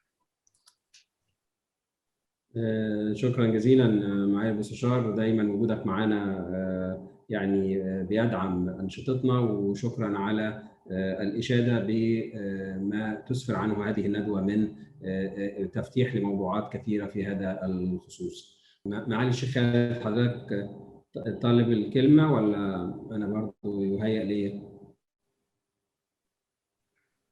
مهم جدا أنا في اعتقادي مسألة قياس مدى تأثير العقوبة البديلة على معدلات الجريمة. الردع العام في اعتقادي أن هناك رضاء مجتمعي، خاصة في الوقت والطريقة اللي قدم بها القانون، وكذلك فلسفة تطبيقه في هذه المرحلة. طريقة خلت الناس نفسها بتتعاون في تواصل جيد مع مؤسسات المجتمع المدني، بدأت أنها تتفاعل معه، ففي قبول. هل هناك ردع عام؟ أعتقد نعم، وسعادة النائب العام أكد على هذه المسألة، في ردع عام، لأن نوعية العقوبات اللي موجودة وبيتم استبدالها، طريقة الاستبدال، وإن كنت استبدلت الحرمان من الحرية بتقييد للحرية، يعني بشكل او باخر عن طريق العقوبات البديله، سواء تقييد في الحركه او مراقبه الكترونيه، او ما زال له اثر جيد خاصه في نوعيه الجرائم ونوعيه العقوبات التي تستبدل بها. مساله الردع الخاص اعتقد ان احنا محتاجين الى سوسيولوجيستس، يعني يكون في قراءه ميدانيه في مساله التاثير على الجناه فيما يتعلق بتطبيقات العقوبه البديله. عقب مده شو اللي صار؟ هل مثلا صارت حالات عود؟ هل صار عزوف، او فعلا اعتبرها كفرصه او وسيله اصلاح له ولا لا؟ اعتقد ان هذا بيفيد جدا، ليس في التطبيقات الحاليه فحسب، ولكن ايضا لكي ننظر لما هو ابعد من ذلك عندما ناتي الى تطبيق العقوبه البديله عند نصف المده. مثلا شخص امضى في السجن نقول 10 المفروض او محكوم عليه ب10 سنوات، بعد 5 سنوات من الممكن ان يخرج الى المجتمع، لديه 5 سنوات من تطبيق العقوبة البديلة. كيف يمكن قياس ذلك عليه وعلى سلوكه، وكذلك على إمكانية تحقيق الردع الخاص بالنسبة له، وبعدم الإخلال بالردع العام اللي موجود، وكذلك بإحساس المجتمع بالعدالة في تطبيق العقوبة البديلة كعقوبة فيها نوع من الإيلام، فلنقولها بهذا الشكل وإن كان مختلف أو بطريقة مختلفة. هذا ما أردت بيانه في هذا. شكرا. شكرا جزيلا معالي الشيخ. الاستاذه مي، يعني هل طبعا مداخلتك حضرتك دي مؤكده، لانه يعني واحده من مشاكلنا، وخليني اصارح حضرتك يا معالي الوزير، من مشاكلنا كمتخصصين، وانا ادعي ان انا بحب اكتب في مجال علم الجريمه او علم الاجرام من منظور الدوافع ارتكاب السلوك الاجرامي وكيفيه التعامل معه وتنميط المجرمين والتعامل معهم في كل بحسب نطاقه، هي مشكله الاحصاءات بشكل عام. يمكن في منطقتنا، اتكلم عن التجربه المصريه بشكل خاص، او في منطقتنا العربيه، ما زالت الاحصاءات حتى لو كانت موجوده ربما مش متاحه بالقدر الكافي للعاملين في هذا المجال، وبالتالي بنضطر في الكثير من الاحوال ان احنا نستعين بالاحصاءات القادمه من دول اخرى، واللي مش بالضروره بتعبر عن واقع مجتمعاتنا، وبالتالي بتضعف كثيرا جدا من الاثر الايجابي لهذا النمط من الدراسات، وبتجعل العديد من اللي بيشتغلوا في هذا النوع من انواع التخصص بيعزفوا على انهم يكتبوا فيه، لانه ما بيقدرش يغطيها بالشكل الكافي. انا عارف ان في البحرين الامر افضل كثيرا، وان الجانب الاحصائي له جانب طيب باهتمام كبير، سواء من النيابه العامه في مرحله الدعاوى اللي بتنظرها من اول المحضر لحد ما يروح المحكمه، او من المجلس الاعلى للقضاء فيما يتعلق برصد انواع مختلفه من القضايا، بس اتصور ربما اتاحتها على حد علمي ما زال محتاج الى مزيد من التعميم. في نقطه دكتور خالد لو تسمح لي بيها بمناسبه التعليق الشيخ خالد والتعليق ايضا معالي النائب العام فيما ذكروا بشأن الإحصاءات. يعني من جانبنا، من جانب الأمم المتحدة، حتى لا يعتقد المشاركين أو حتى أصحاب المعالي المسؤولين في البحرين أننا بما أننا الجهة الحاضنة للمعايير الدولية لبدائل للعقوبات والتدابير البديرة أننا ندعي أنها دائما هي الممارسة الفضلى ودائما هي الأفضل للدولة، ولكن أيضا نحن نعمل مع العديد من الدول على تقييم الآثار، ليس فقط الإيجابية ولكن أيضا تقييم الآثار السلبية، ليس فقط في مجال العود للجريمة، هل تساعد في تقليل العود للجريمة أم لا، ولكن هل أيضا تؤدي إلى مثلا زيادة نسبة الجريمة أحيانا. فأرجو أن إحنا نأخذ في الاعتبار عندما نتحدث عن الإحصائيات أن أيضا نقيم الآثار السلبية لتنفيذ القانون من ناحية تطويره، ومن ناحية تطوير آلية تنفيذه، وتطوير حزمة الإجراءات والتدابير المطبقة، لأنه هو دائما ما نتحدث، وأعتقد أنه هو يمكن مصطلح قد يكون غريب على المنطقة العربية شوية، وهو حزمة التدابير والعقوبات البديلة، ولكن هذه الحزبة ممكن أن تتغير وتتبدل وفقا لاحتياجات كل دولة. فأرجو أن أكون أيضا وضحنا هذا، وأن نوضحه ونحن في مساق حديثنا عن تقييم التجربة، تقييم الإيجابيات والسلبيات أيضا، بحيث نستطيع دائما معا أن نطور من حزمة التدابير والعقوبات البديلة المطبقة. شكرا جزيلا. شكرا جزيلا حاتم بيه. الحقيقه بننتقل في الجلسه الرابعه والاخيره الى موضوع ختامي هام جدا، لسلسله الجلسات الثلاثه اللي احنا تناولناها. من الناحيه العلميه تم بناء هذه الندوه على انها تعرض لي بداءه الفريم ورك او الاطار الدولي لهذا الموضوع بشكل عام، ثم لتحديات التي تواجه تطبيقه على وجه الخصوص، ثم الى الدور المجتمعي، واخيرا بننتهي عند معايير او الاعتبارات التي يجب ان تؤخذ في الاعتبار عند تطبيق التدابير والعقوبات البديله بشكل عام، وبشكل خاص حينما نطبقها على ذوي من نسميهم في علم العداله الجنائيه ذوي الاحتياج الخاص. ما بفضلش انا هذا التعبير، ولكن من يحتاجون الى تفريد عقابي بشكل مختلف او تفريد اجرائي حتى بشكل مختلف، واخص بالذكر هنا المراه ومن متعاطي المخدرات ومن يعانون من اضطرابات نفسيه او عقليه. وهنرصد في هذا الاطار كل فئه من هذه الفئات ومن الاعتبارات التي يجب ان تؤخذ في الاعتبار عند التعامل معها من خلال مجموعه من المتحدثين. ايضا هيتناولون البعد الدولي في هذا الخصوص فيما يتعلق بالاطفال، ثم التجربه في كل من زامبيا ودول اخرى في هذا الخصوص عند التعامل مع النساء ومع مدمني او متعاطي المخدرات. الحقيقه قضيه تقدير الجزاء الجنائي بشكل عام في منطقتنا العربيه اتصور انها تحتاج الى جهد واعاده نظر، ربما قد لا نصل الى ما تصل اليه الدول الانجلوساكسونيه وخاصه انجلترا، ويمكن اشير الى انه صدر في 2020 قانون جديد تحت اسم السنتنسينج لو بيضع هذه العقوبات والتدابير البديله في اطار المنظومه الاكبر الخاصه بتقدير العقاب الجنائي. ما زال هذا الامر يحتاج الى جهد كبير، في المطلق جهد ربما اسهل حين نتحدث عن ما نطلق عليه التدابير والعقوبات غير الاحتجازيه، خاصه اذا كانت هتطبق على فئات بعينها او في جرائم بعينها.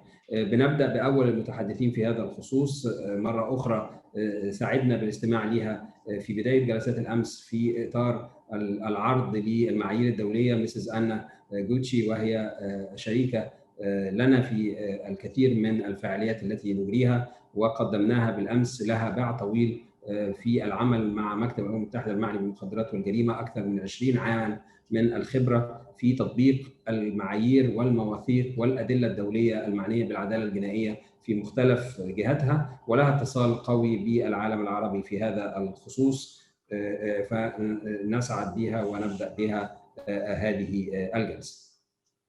تفضلي مسز أنا. The floor is with you. شكرا دكتور خالد. Assalamu alaikum to everyone. Thank you so much to see. I'm so happy to see you again this afternoon. I will share a PowerPoint presentation.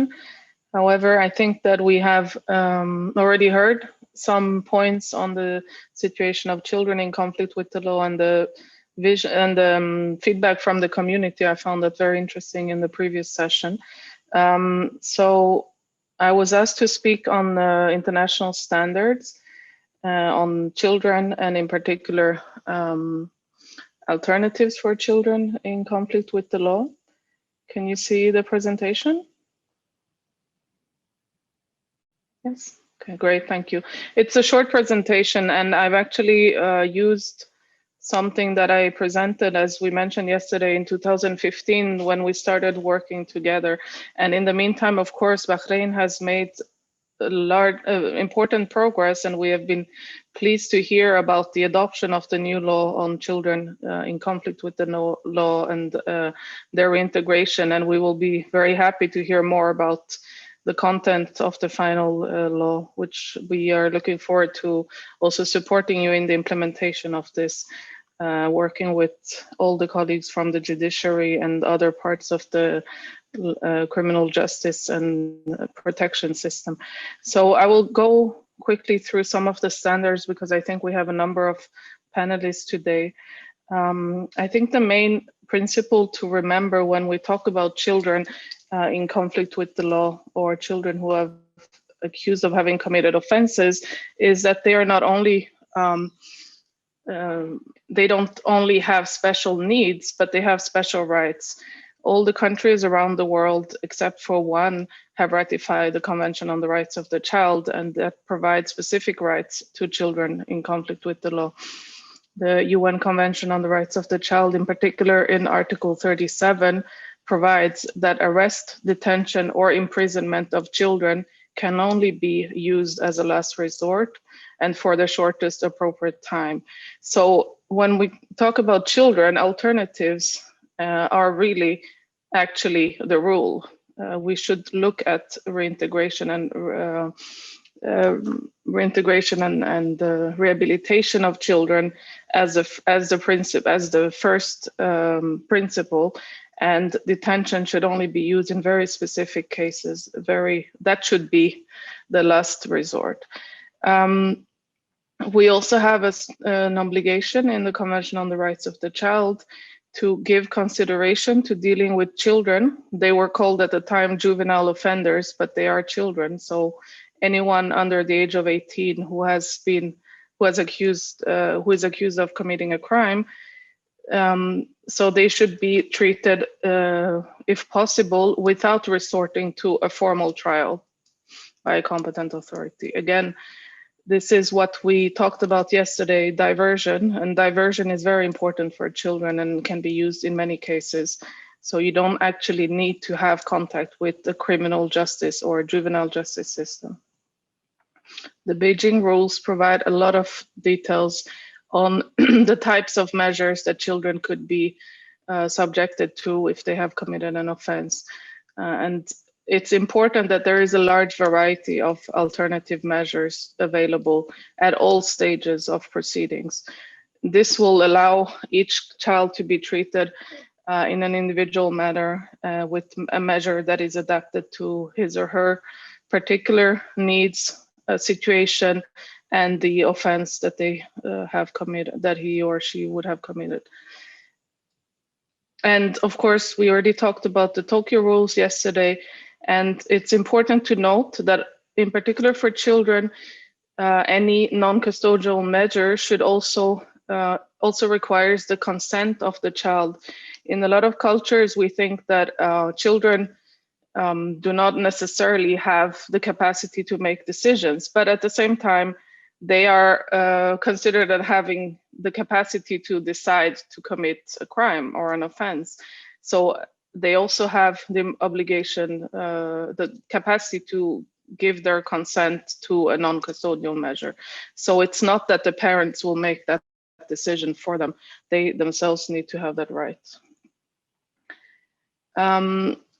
The first principle here from the Tokyo rules is generic, and it's something that came up already when Jamie presented yesterday.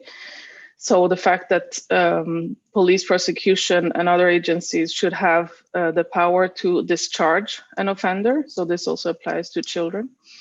The UN model strategies on violence against children also highlight the fact that diversion and alternative measures are effective to prevent violence associated with law enforcement, prosecution activities, and in detention.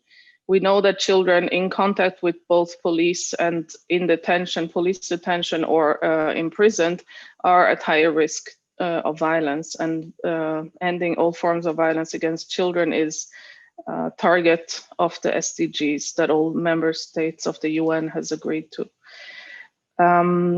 The Vienna guidelines as well provide that diversion and alternative measures should be given primary consideration in view of the social reintegration objective. So what are the goals of alternatives in this case? First of all, of course, as we've already talked about it, I think for adults and in general, they do reduce costs because we know that both judicial proceedings and detention can be very costly. They are devised for providing a tailored approach to the child's specific needs, and this is very important. So we shouldn't have a blanket decision that all children that have committed a specific type of offense should be held or should be sent to a specific type of measure, but for each case, there should be a tailored approach.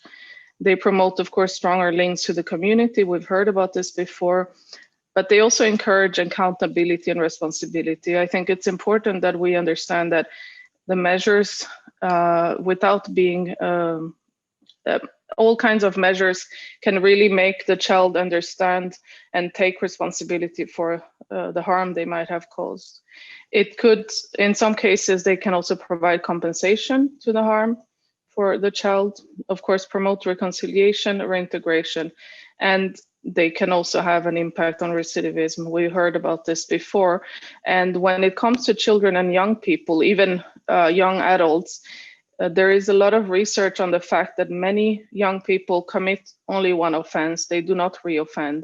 So there is not such a high risk of recidivism with children and young people. For instance, a formal warning might be sufficient, and the child will not have any incentive to commit another offense. Oops, sorry. So what are the types of diversion and alternative measures that are provided for children?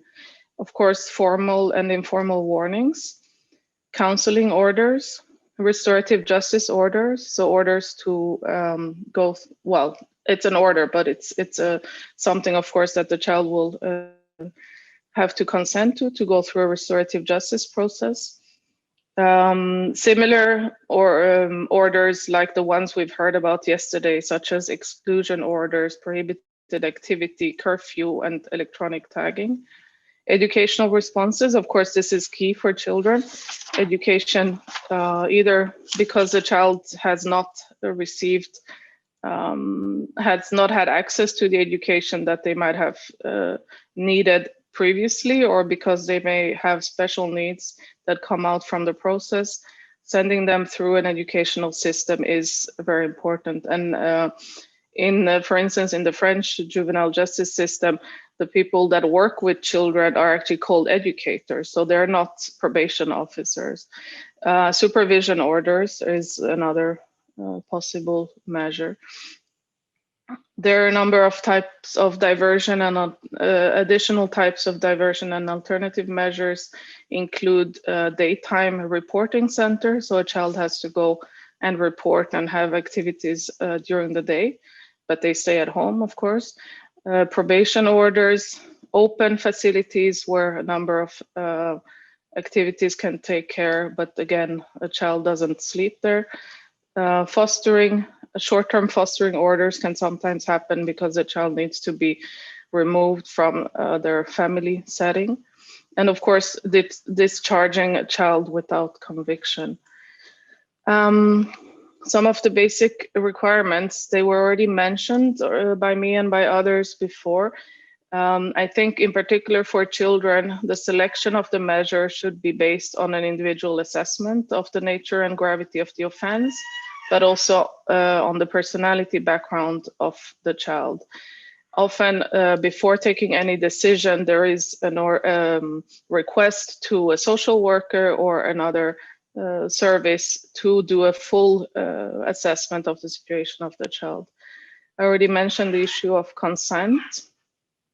The child also should have the right to request a review of the imposition of non-custodial measures and to file complaints about their implementation. The dignity of the child should be protected at all times. The child rights shall not be restricted further than was authorized by the competent authority that rendered the original decision.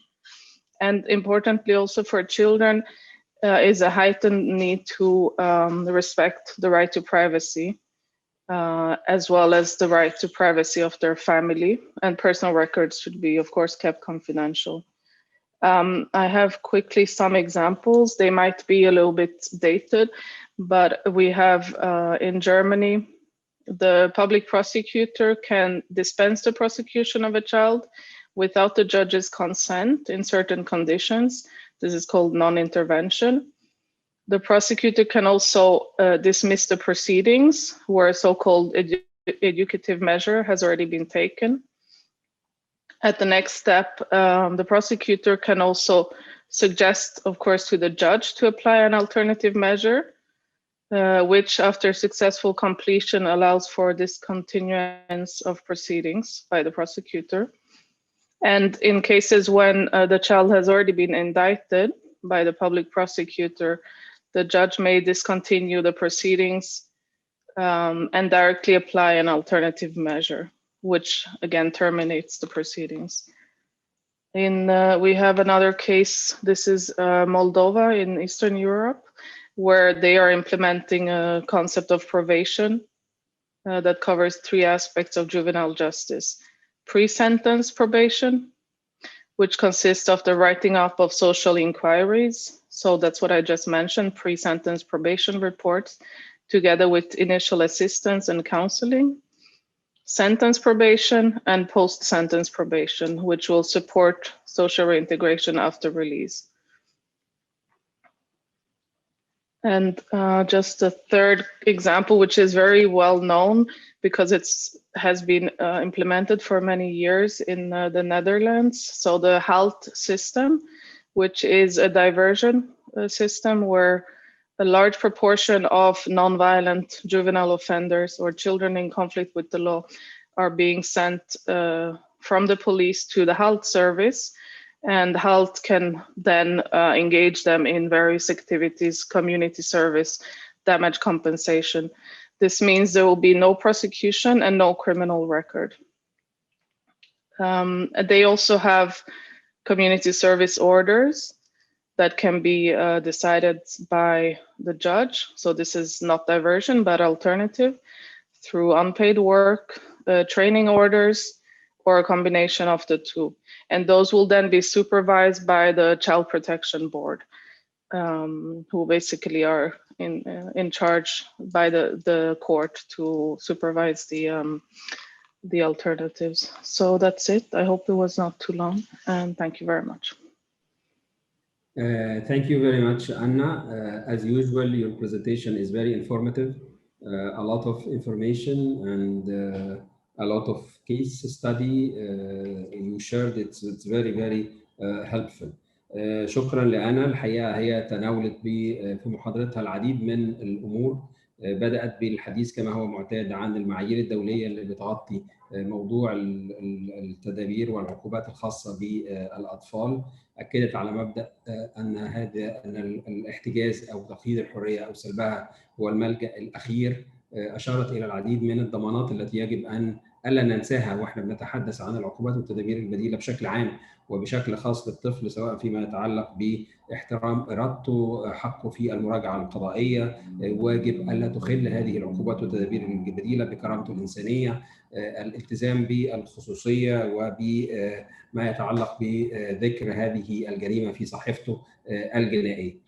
الحقيقة أيضا من المثير أو من الهام الإشارة إلى التقسيم السداسي اللي تعرضت له الآن فيما يتعلق بالتدابير بالنظر إلى طبيعتها، سواء كانت تدابير تحذيرية أو تدابير إرشادية أو علاجية أو تعليمية أو توثيقية أو إصلاحية. ربما في التجارب الثلاثة اللي أشارت ليها سواء في ألمانيا أو مولدوفا أو هولندا بيظهر بشكل واضح دور أكثر فاعلية وأكثر أهمية للنيابة العامة. يمكن هنا معالي النائب العام حاضر معنا، يعني دايما في كتاباتنا كأكاديميين بنشير إلى ضرورة أن تقوم النيابات العامة في مختلف دول المنطقة بممارسة دورها وسلطتها التقديرية في تحريك الدعوة الجنائية أو في عدم تحريكها، باعتبار أنه عدم التحريك واحدة من أهم السلطات اللي بتملكها النيابة العامة بناء على تقديرها لمدى ملائمة تحريك الدعوة بالنظر إلى بطبيعة الحال خطورة الجريمة وتأثيرها على المجتمع، لكن أيضا خطورة الجاني وتأثير الدعوة الجنائية على مستقبله. ربما يساعد النيابات العموم أو النيابات العامة في هذا الخصوص أن توجد أنظمة محددة وواضحة لتتيح لهم حين تقديرهم عدم ملائمة التحريك ما يسمى في التجربة الفرنسية بالخيار الثالث، يعني أن يكون لديهم طريق ثالث لتوجيه الدعاوى أو المحاضر اللي تصل إليه من سلطات الضبط والتحري، بدلا من أن يكونوا محصورين ما بين الإحالة أو عدم وجود وجه لإقامة الدعوة، أن تكون لديهم الفرصة لأن تكون هناك توجيه بتدبير مباشر ودون انتظار لحكم الموضوع بما يترتب على ذلك من أمد طويل ومن إضرار بمصالح الأطفال. يمكن هنا أشارككم تجربتي الخاصة. أول بحث أجريته في حياتي الأكاديمية كان سنة 95، كان بحث بعنوان أطفال الشوارع، قدم إلى المؤتمر الدولي للعدالة الجنائية اللي بيعقد كل 5 سنوات، وكان في هذا التاريخ سنة 1995. وكنت بأجري فيه دراسة إحصائية على هؤلاء الأطفال، وطلبت الحقيقة من سلطات الضبط في مصر في هذا التوقيت ألا يأتوا لي بأطفال ممن تم التعامل معهم من خلال أجهزة إنفاذ العدالة الجنائية، وأن يكونوا زي ما بيقولوا كده فريش، طازة زي ما بنقول، عشان أستطيع أن أتعامل معهم وأدرك مدى خطورتهم ومدى كيفية التعامل معهم ومدى ملائمة التدابير الموجودة في قوانيننا لتطبيقها. فكانت النتيجة مذهلة. التعامل مع الطفل الذي تم يعني احتجازه أو تقديمه لي مباشرة من حالة التعرض للخطورة ليا في نطاق البحث مختلف تماما عن الطفل اللي قضى عدة أيام أو عدة ساعات حتى في داخل المؤسسة العقابية. ردوده وثقته وتعامله كان مختلف تماما. شكرا جزيلا أنا على هذه المداخلة القيمة، وأعتقد أنه موضوع العدالة الجنائية للأطفال هو أكثر المواضيع استقرارا فيما يتعلق باستخدام العقوبات والتدابير البديلة، ويمكن الأخذ به كنموذج يبنى عليه في غيرها من الفئات. بننتقل إلى متحدثة أخرى، ولو لاحظتوا هتلاقوا أن الجندر بيس في المتحدثين عندنا جميعا المرأة لها نصيب الأسد في الحديث، فإحنا حتى الجندر بيز أو التعامل الجنساني مراعيينه في اختيار المتحدثين والمتحدثات. معنا سابرينا مهتاني من يعني من زامبيا، وبتعمل في اليو كي، ولها الحقيقه ادوار متعدده وخبره طويله في مجالات مختلفه. يعني عملت في الان جي اوز، وكان ليها واحده كانت مؤسسه او مساهمه في تاسيس واحده من الان جي اوز المهمه ادفوك 8 اللي اشتغلت في ويست افريكا في سيراليون تحديدا على عدد من الموضوعات، منها دعم حقوق المرأة في مجال العدالة الجنائية وتوفير المساعدة ليها. أيضا هي عملت في المحكمة الخاصة لسيراليون وفي المحكمة الجنائية الدولية لرواندا السابقة. خريجة لندن كوليدج سكول يونيفرسيتي كوليدج لندن، وحصلت على LLM من نيويورك يونيفرسيتي. لها خبرة في العمل في قارة أفريقيا في قارتنا السمراء الجميلة. بتحدثنا بشكل أساسي وبشكل واضح عن تطبيق العقوبات والتدابير البديلة في مجال المرأة أو تطبيقا على المرأة لمراعاة النوع الجنسي. Welcome Sabrina, the floor is with you and we are eager to hear your presentation. Thank you so much, and greetings from Zambia. It's a real honor and privilege to be with you today virtually. I will just share my screen. I hope you're all able to see the PowerPoint. Wonderful. Well, thank you again, once again. It's an honor to be here. And thank you for the good introduction. As mentioned, I am a human rights lawyer from the UK and Zambia. And I also co-founded Advocate, an organization in Sierra Leone that works just with women in detention. I also worked with UNODC and helped to produce a toolkit on gender-responsive non-custodial measures for women.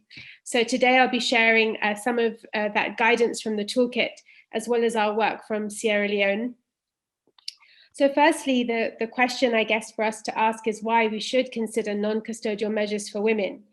And this is becoming a much more urgent question because the number of women in prison is increasing globally. The number of women increased by 53% since 2000 compared to the male prison population, which increased by 20%. So there's at least 741,000 women in prison across the world, and that number continues to grow. And we know that imprisonment does not address the underlying causes of women's incarceration, which is mainly poverty. So most women will commit an offense because of survival-related causes, such as theft or prostitution. Gender-based violence is a significant factor in the reasons for women either committing an offense, and this has been documented in many research studies.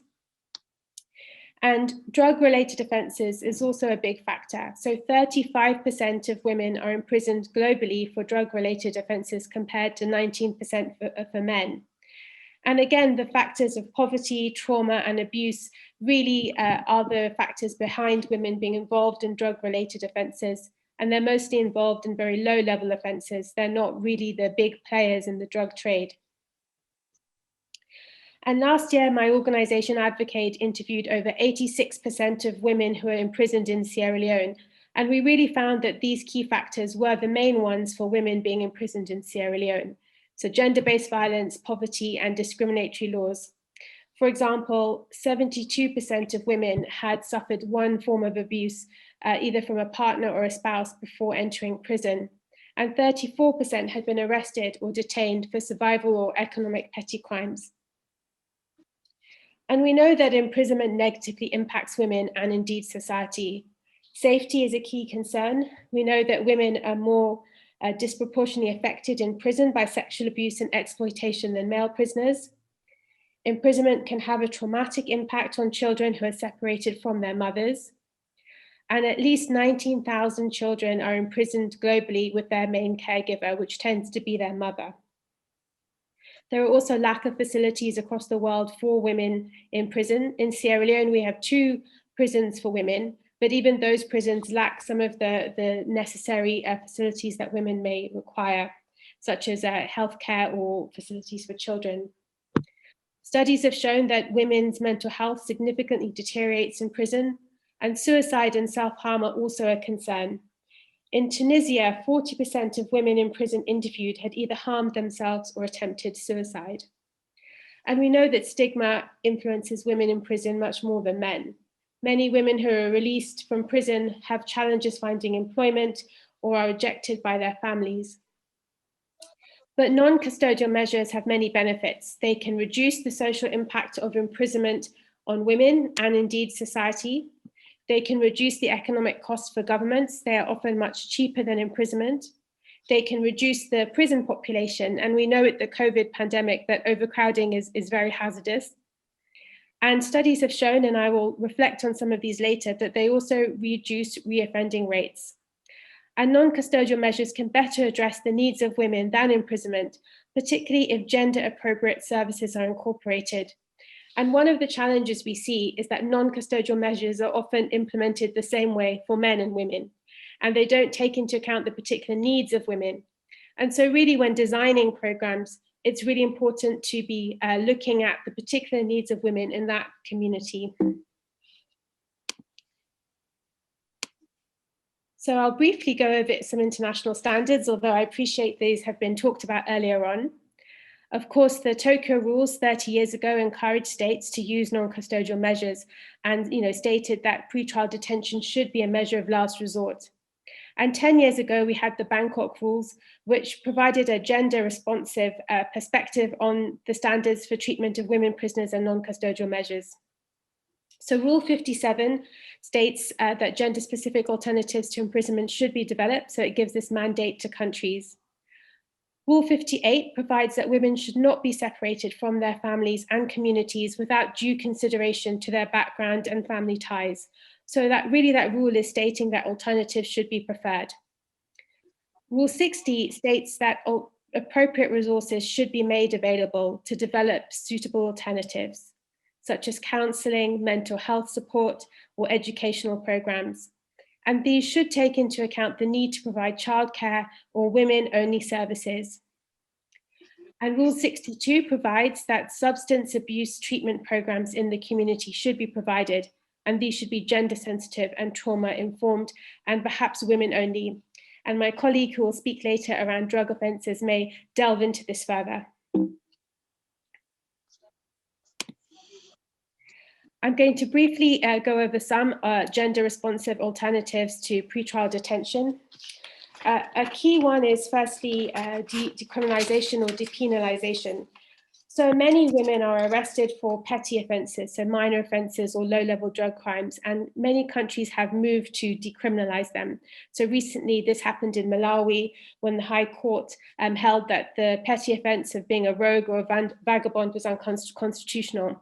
And this just means that many women are not going to be arrested for these offences. So it's a very positive. Secondly, diversion, which I know we've talked about with children, and this is very positive for women because it means that they're completely diverted away from the criminal justice system and can instead receive community support or treatment.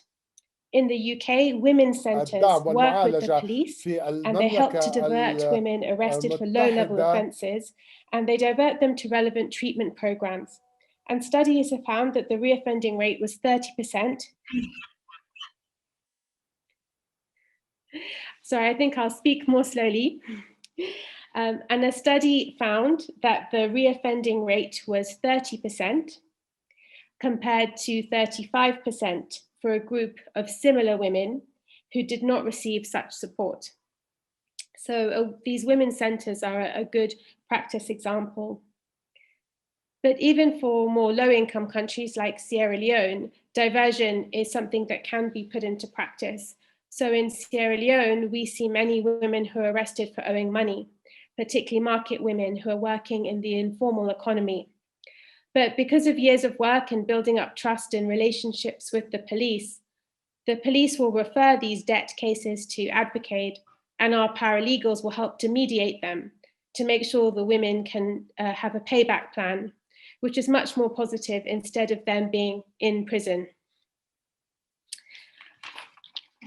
As we know, pre-trial detention should be a measure of last resort, but many women have difficulties accessing bail. And so it's very important when looking at bail conditions that these actually take into account a woman's background.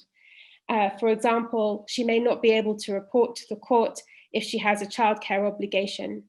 So countries have tried to find solutions. For example, maybe the probation officer goes to her house, which makes it much easier for her to fulfill this requirement. In Sierra Leone, advocates, paralegals monitor police stations, and they're able to provide legal advice to women who are arrested and make sure that they can support them with the bail process, even go to the families and try and find a surety. And many countries such as Australia or Malawi have similar paralegal programs, which have been very helpful in increasing women's access to bail. And house arrest is another alternative to pretrial detention. In Brazil, in 2018, the Supreme Court ruled that pregnant women and mothers of children under 12 can be placed under house arrest instead of pretrial detention. Whilst this is positive, it's also important to make sure that gender responsive considerations are taken into account. For example, if a woman is under house arrest, she may still have childcare obligations, such as taking her children to school. And she may be in a situation where she encounters gender-based violence. So all of these factors need to be taken into account. And with all of the alternative measures, it's really important to make sure the least interventionist measure is the one put into place. So looking at a measure that's much more empowering for a woman, such as perhaps being referred to a community centre, which can deal with some of the underlying factors that lead to her coming into contact with the law, rather than imposing, instead of imprisonment, another form of imprisonment, such as through house arrest. I'll just briefly also touch on non-custodial sentences. And I'm very aware that the Kingdom of Bahrain has made some very positive moves in this regard. And in fact, this was one of the promising practices that we included in the UNODC toolkit. The first thing, of course, is it's very important to remove mandatory sentences. And the Bangkok rules call on states to do this so that alternatives can be considered and so that gender responsive mitigating factors can also be considered when looking at a sentence. For example, whether a woman has encountered abuse or whether she has childcare obligations. Suspended sentences and deferred sentences are often used for women who are pregnant or who have children, and these are very positive. Particularly if they go in hand with some gender responsive assistance programs.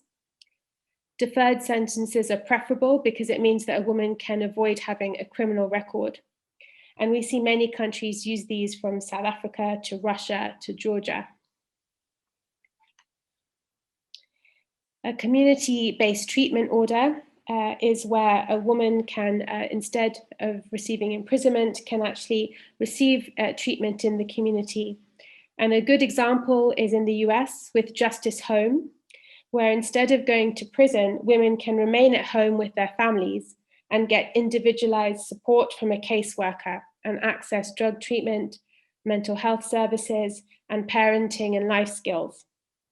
And many formerly incarcerated women work in this program, which helps because they understand the challenges that a woman is going through.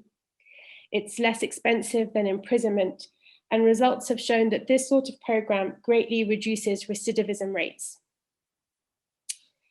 Another option, of course, is community service. And in Kenya, there was a gender-responsive pilot program where community service was implemented, really taking into account the needs of women. So, for example, the placement made sure it was close to home, so the women did not have very far to travel. Consideration was made about their safety, so making sure they were not traveling at night or at long distances. It took into consideration their childcare obligations, and it made sure not to gender stereotype. So making sure the type of community service they were given was something that could empower the women, not just something which we traditionally think women should be doing. And the probation officers were also provided training on the Bangkok rules. And after receiving this training, they were far more likely to recommend a community service option than if they hadn't received this training. And of course, if a woman is sentenced to imprisonment, it's really important to make sure that provisions for early release are provided, such as parole, pardon, or re-entry programs. So thank you very much. This is the toolkit I referred to that was produced by UNODC, and there is a link to it, and it has a lot more information and more examples. And very happy to also talk further during the question and answer session. Thank you again. Thank you Sabrina for your excellent presentation. شكرا جزيلا على مداخلتك. الحقيقة هبدأ من النهاية. التول كيت اللي حضرتك اشتركتي في كتابته والصادر عن الأمم المتحدة المتعلق بكيفية التعامل مع العنصر الجنساني في العقوبات والتدابير البديلة، أتصور أن تول كيت وهو متاح باللغة العربية مهم استخدامه في هذا الإطار، وهيشرح بشكل أكثر تفصيلا قواعد بانكوك في هذا الخصوص، وخاصة القواعد من 57 إلى 62، وهيمهد زي ما حضرتك أشرتي في البرزنتيشن لقضية الأسباب المختلفة اللي بتدفع للتعامل مع المرأة بشكل خاص، سواء اختلاف الدوافع لارتكاب الجريمة، سواء كانت الفقر أو ما تتعرض له من عنف أو علاقتها بالمخدرات، لماذا واجبها في الرعاية وكيف تؤثر العقوبات الاحتجازية على أدائها لهذا الواجب، طبيعتها الخاصة وصعوبة توفير معايير الاحتجاز الدولية بالنسبة للمرأة في السجون أو في أماكن الاحتجاز التقليدية، بالإضافة إلى أهمية وسرعة استجابتها لهذه العقوبات والتدابير البديلة. بشكرك مرة أخرى على عرضك المفصل للعديد من المعايير الدولية والبدائل المختلفة، سواء في مرحلة الاحتجاز ما قبل المحاكمة أو مرحلة سلب الحرية كعقوبة تقليدية. أتصور أنه المرأة إلى جانب الطفل هم أول المستفيدين من العقوبات والتدابير البديلة تاريخياً، وهم ما زالوا في مقدمة من يجب أن نرصد لهم اهتمام أكبر، دراسة أكبر، لأنه الحقيقة إيجاد هذه الفرص للعمل المجتمعي أو للتدريب أو للتأهيل للطفل أو للمرأة أو للفئات اللي هيأتي ذكرها أحياناً بيحتاج إلى جهد أكبر وخبرة أكبر، ربما الاستعانة فيها بالتجارب المقارنة اللي حضرتك أشرت ليها جميعاً قد يكون مفيداً في هذا الخصوص. وأنا عارف أن مملكة البحرين ليها في هذا الإطار أيضاً باع جيد وطويل في التعامل مع خصوصية المرأة أو خصوصية التعامل مع المرأة في مجال العدالة الجنائية. قبل ما ننتقل الآن أيضاً إلى طائفة ثالثة من طوائف المحكوم عليهم أو المتهمين ذات خصوصية، وهم طائفة متعاطي المخدرات اللي في كثير من دول العالم بتفرض لهم تفريد إجرائي وتفريد عقابي خاص، باعتبار أن تخليصهم من التعاطي هو الهدف الأهم لإخراجهم من دائرة الجريمة بشكل عام، وأنه تركهم في دائرة التعاطي بيجعل ردعهم ردعا خاصا أمر في غاية الصعوبة. يحدثنا في هذه المداخلة الزميل مستر ستيفن بيفر، وهو أيضا شريك من مكتب الأمم المتحدة، شاركنا في معهد الخطط القضائية والقانون في مملكة البحرين في العديد من الفعاليات ذات الصلة بالعدالة الجنائية، باعتباره يعمل في هذا المكتب في فيينا لما يزيد الآن على 10 سنوات فيما يتعلق ببناء القدرات والتدريب وتوجيه النصح القانوني فيما يتعلق بتطبيق المعايير الدولية ذات الصلة بالعدالة الجنائية وموضوعات حقوق الإنسان. هذه ال10 سنوات من العمل في مكتب الأمم المتحدة سبقها الحقيقة عمل في أمور لا تقل أهمية في مجال حماية حقوق الإنسان والقانون الجنائي بشكل عام، وأخص بالذكر عمله في المحكمة الجنائية الدولية ليوغوسلافيا السابقة، بالإضافة إلى كونه خريج وحاصل على درجة الماجستير من جامعة بريستول في المملكة المتحدة. أهلا وسهلا. Welcome, Mr. Cyril. Long time ago we are not seeing you or hearing your voice, and we are all happy to hear you again to speak on behalf of the UNODC on the subject of drug addicts. Thank you. The floor is with you. Thank you so much, Dr. Khaled, and Excellencies, ladies and gentlemen. I'm very happy to be again with you, this time from afar, to talk about this important issue. Let me also share the presentation that I have.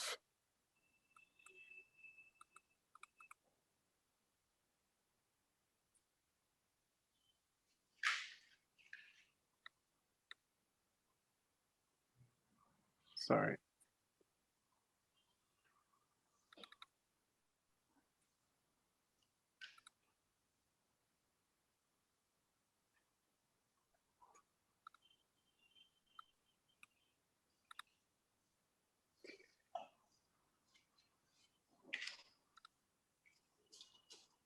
Okay, so I'm going to talk about the international standards regarding treatment and care for people with drug use disorders who are in contact with the criminal justice system. And obviously, we know that drug use is a health issue, or at least we should know.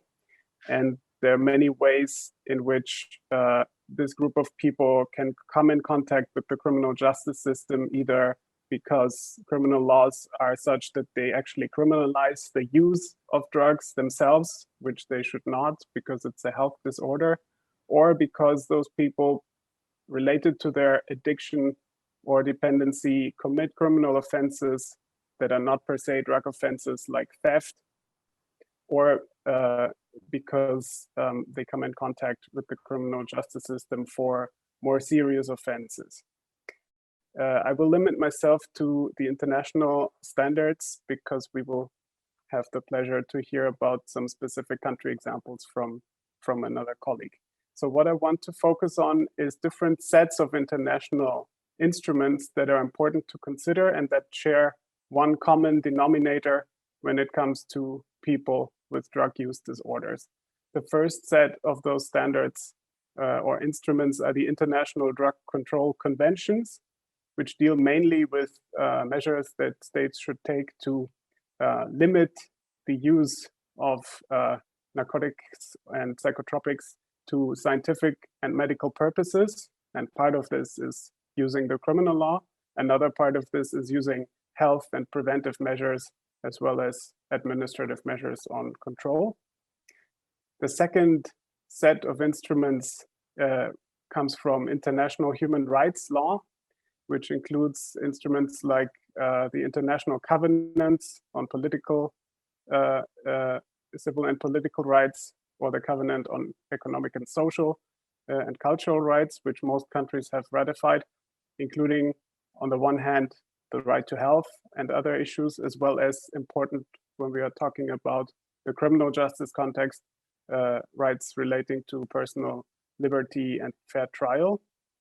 And thirdly, third circle that you see at the bottom is the international standards and norms in crime prevention and criminal justice, some of which have already been mentioned, like the Beijing rules for children and the Bangkok rules on gender-sensitive approaches. And I want to reiterate the importance of the Tokyo rules, which is an instrument on non-custodial measures in general, but it is also very interesting to consider in light of this specific topic when we talk about people with drug use disorders. And then the circle that you see on the slide that is green, that is called International Standards for the Treatment of Drug Use Disorders. That's a body of also standards, but not necessarily normative ones.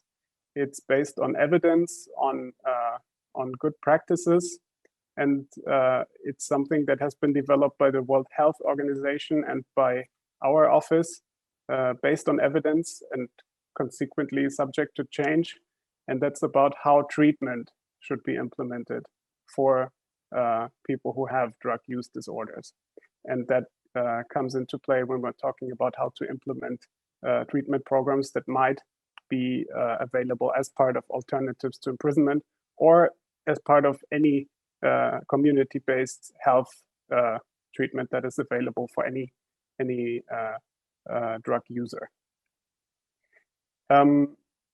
Looking at the international drug control conventions, it's important to mention that they envisage, as I mentioned, different types of measures for people with drug use disorders, ranging from prevention to treatment, as well as education, aftercare, rehabilitation, and social reintegration.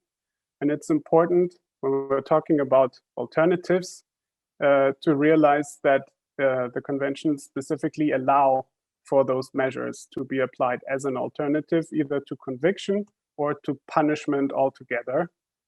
And this is not just the case for drug consumption offenses. There are three mentioned in the conventions: cultivation for personal consumption, possession for personal consumption, and production for personal consumption. But this is also possible and explicitly allowed in all kinds of other drug offenses, including drug trafficking, if they are considered a case of a minor nature.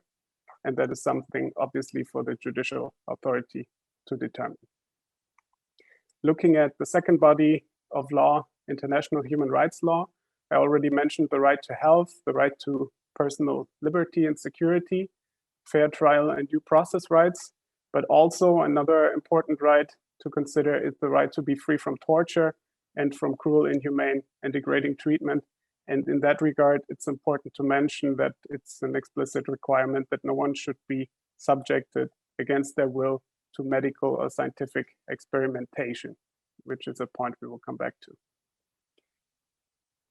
In terms of UN standards and norms in crime prevention and criminal justice, I mentioned the Tokyo rules that apply in general to the non-custodial measures, as well as the Bangkok rules, which we've heard from Sabrina just a moment ago. And one of the Bangkok rules, number 62, is in fact talking about the duty of states to provide treatment for drug use disorders that is gender sensitive. And that means it needs to be trauma informed. It needs to have a possibility of women only settings, and it should be complemented by measures that facilitate women's access to such treatment, both for diversion and alternative sentencing purposes, as well as for crime prevention. And taking all of these principles and rules together from these different bodies of law, we have actually published together with WHO a handbook that summarizes the relevant rules in relation to the treatment of people with drug use disorders benefiting from alternatives to conviction or punishment. And there's 7 principles that we can identify summarizing all of the relevant rules, which I hope you have read or will read in detail. So I would like to present to you these 7 principles. Number 1 is that drug use disorders are a public health concern, which requires consequently responses that are health-centered. And that means in particular that individuals should not be punished for their drug use disorder, but should be provided with appropriate treatment. Secondly, the use of alternatives to conviction or punishment should be encouraged at all stages of the criminal justice system for those offenders who have drug use disorders. And it should be based on an assessment of established criteria. And in this regard, it's interesting to look at the Tokyo rules, because the Tokyo rules stress that relevant criteria are not just those related to the offense that we often find in laws. Because of this offense, this measure applies, but it also should include criteria that relate to the offender, to the personality and the background of the offender, as well as to the rights of the victim and society. And in case of people with drug use disorder, these personality and background criteria are very important in order to look at why someone entered in conflict with the criminal justice system. And often it's because of an addiction, a health concern, and not because of a particular malicious intent or a desire to harm society. Alternatives at different stages means that there's not one measure that fits all cases. Often we have in mind, in thinking about this topic, the measure of drug courts, which comes at the sentencing stage or trial stage, but it starts actually at the police stage, at the prosecution and investigation stage, and also goes beyond the courts into the prison and probation stage. So you see these different arrows that symbolize that alternatives for people with drug use disorders should be considered and should be available at different stages, starting with police being trained to recognize and able to divert them if it's appropriate. The third principle is proportionality, which is really important at all stages of the process. And that starts with matching the gravity of the offense to the response. So punishment should be proportionate. The interventions of the criminal justice system should be proportionate. The Tokyo rules talk about the minimum intervention principle. There should also be proportionality in the implementation of alternatives in terms of what conditions are applied and how well those conditions meet the needs of the offender, as well as when we respond to non-compliance. So often you have these tests, urine tests, and if someone tests positive, then automatically they're sent back to prison, deemed to have failed the treatment. But actually we know from science that it's quite normal to fail the test. It's part of the recovery process. In order to heal, in order to recover from this health condition, failure and relapse is quite common, and it's considered a normal part. So in that regard, we need to have responses that are proportionate also when it comes to dealing with non-compliance. The fourth principle is that diversion to treatment should always be made with the informed consent of the offender, which is a medical principle, but also a justice principle when it comes to measures at the pretrial stage, where the presumption of innocence still applies. The fifth principle relates to all kinds of legal and procedural safeguards, which includes the conditions established, the duration of the measure should be established in law, the rights of offenders in terms of dignity, human treatment, the possibility of an appeal, judicial review, as well as other safeguards. And another important principle, we've heard about different groups, and also in this regard, people with drug use disorders are not all the same. Specifically, women have very different patterns of drug use. You will find that in our UNODC World Drug Reports. There's a special edition from 2018 that talks about the differences between men and women when it comes to drug use. And you will see that reading that chapter, the responses and the types of treatment that needs to be provided are also quite different. And finally, last but not least, those people with drug use disorders that cannot be released, or that in cases where it's not appropriate to use alternatives to imprisonment, we still have to consider that prisoners may not be deprived of their right to health, and they are entitled to the same level of treatment as the general population. We find that provision in Nelson Mandela Rule 24, the principle of equivalence, and that it applies in respect to any health issue, including treatment for drug use disorders. If you want to read more about what I've said, considering that we have limited time, please use these tools there's links in my presentation. I'm sure it will be shared with all of you. On the left-hand side, you have the joint tool that we developed with the World Health Organization on this very topic. And on the right-hand side, the more detailed standards of evidence when it comes to how to implement drug treatment programs. Thank you very much, and I look forward to the discussion. Thank you very much, Sven, for your excellent presentation as usual. الحقيقة شكرا لمداخلة سفن اللي توافت بشكل سريع ما بين المعايير الدولية المتعلقة بالتعامل مع متعاطي المخدرات أو مستخدمي المخدرات بطريق غير مشروع. كلمت عن الضمانات التي يجب أن تكفلها تشريعاتنا وأنظمتنا الجنائية عند التعامل مع هذه الطائفة من المتهمين أو المحكوم عليهم. ركز على معايير الحفاظ على الكرامة والتناسب ومراعاة الظروف الصحية الخاصة بهم. يمكن يعني تعليق بسيط نابع من أحد التعليقات اللي تفضل بها الزملاء من سلطنة عمان، أشاروا إلى تجربتهم الخاصة في هذا الخصوص، وأنهم ضمنوا قانون العقوبات الخاص بهم فصل خاص أو مبحث خاص تحت مسمى العقوبات التبعية والتكميلية بتمثل بدائل للعقوبات التقليدية، وأشاروا على وجه الخصوص بالنجاح النسبي لتجربتهم في التعامل مع متعاطي المخدرات اللي بيتم إيداعهم في مصحات للعلاج من التعاطي بدلا من إيداعهم في السجون. وربما معظم دولنا العربية لديها في هذا الخصوص تجارب شبيهة. يمكن هنا بس يعني أفتح باب للنقاش للمتحدثين ربما في نهاية الجلسة لأمرين، لأني بتصور أن ما زالت لدينا إشكالية في معظم دولنا العربية، مش بتكلم عن البحرين على وجه الخصوص، في مؤسسات العلاج من الأدمان والتعاطي ومدى نجاحها في تحقيق المستهدف منها من تخليص هؤلاء المحكوم عليهم من مرض الإدمان.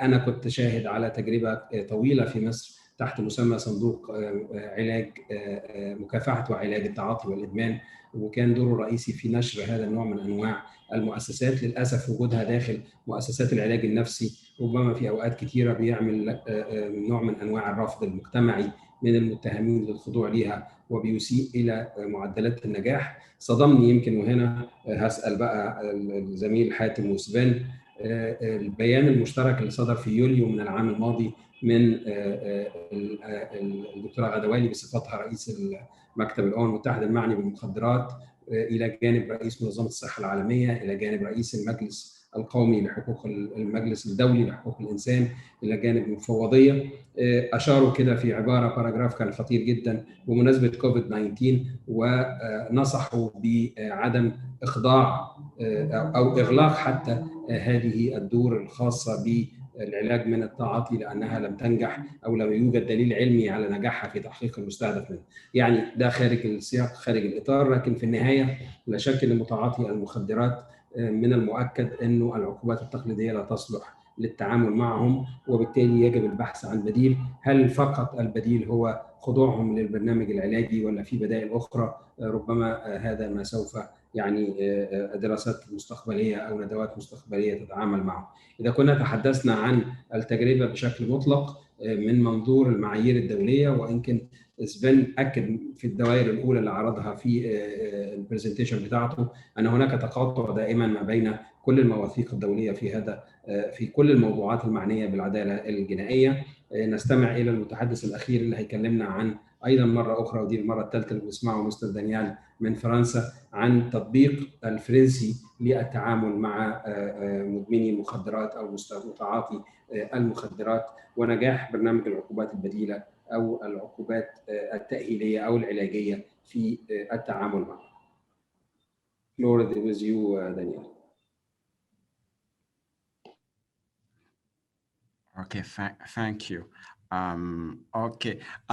It's kind of funny because what Sven just said is kind of a mirror effect. So we're going to say that in a few minutes. Yeah, it's kind of resonate. Yeah, it's kind of what's going on in France about taking care of people with drug disorders. So I've been asked to talk about my country mechanism when it comes to implement alternative measures and penalties for people with drug use disorders. So in France, the most recent figures available shows that 17 million people have tried cannabis. 1.4 million people use it regularly and 700,000 on a daily basis. And consumption is on the rise. So you got laws there in France against smoking pot, really tough and harsher than anywhere else in Europe. Under current legislation, users can face up to a year in prison and a fine of 3,750 euros. In 1970s, French legislator set a clear and balanced approach to tackle substance addiction. The bedrock of this strategy is based on, like my previous panelist said, criminalization of drug and an effective partnership working between health, social care, and the criminal justice system. Drug use are illegal because scientific medical analysis has shown that they are harmful to human health. So drug use misuse is also associated with much wider societal harms, including family breakdown, poverty, crime, and antisocial behavior. So the mechanism backbone relies on two parts: an orderly, swifter response to any offense related to drug, even if it's a minor one committed by a first-time offender. And second part is a progressive response. So I'm going to share my screen and show you the framework. Actually, I'm going to try. I've got, you should be able, hold on a second. I don't know yet. Can you, yeah, is it okay? Can you see it? Okay, thanks, all right. So from the offense, French police, officers are crumbling under with the weight of bureaucracy and related to this offense. So to allow them to concentrate their effort on fighting against trafficking instead. So in March 2019, still again, the famous criminal reform we're talking about over the last 2 days. A test pilot was run in 5 jurisdictions. A new procedure has been implemented. So from the police, the offender can pay a fine straight ahead. About 200 euros, and it applies to all drugs, but primarily targets cannabis users. The fine, if paid within 2 weeks, is set to 150, and beyond 45 days, the offender will have to pay an increased set of 450 euros. So it's kind of relief in the curve. However, it doesn't concern minors, minors and is limited to the possession of 100 grams for cannabis and 10 grams for cocaine. With this fine penalty, the procedure provides the assurance of a certain and rapid sanction, likely to relieve the police and the magistrate, like I was saying, of some parts of the task, while symbolically you've got it underlines the seriousness of the incriminated behavior. And maintaining the criminal nature of the offense allows two things: to retain recourse to legal tools of constraint, such as police custody, useful to allow the dismantling of local trafficking, and to maintain the existing health and social care approach for offenders whose consumption is problematic. So the second aspect I was talking about is a progressive response, highlighting the judicial authority commitment to prevent addiction. So we got the prosecutor will play like a huge part. He can suspend the proceeding. The offenders can face kind of informal or formal warnings, admonition, or treatment. Basically, the prosecutor strike a deal with the offender in saying, okay, we will help you to get off drugs, but if you refuse that help, society must be protecting from the consequences of your abuses. So For drug possession offense, the framework enables individuals to be referred to drug treatment workers who have a wide range of health intervention at their disposal, such as brief intervention. And if the offender complies, we can drop the charge, so there is no criminal work recurred.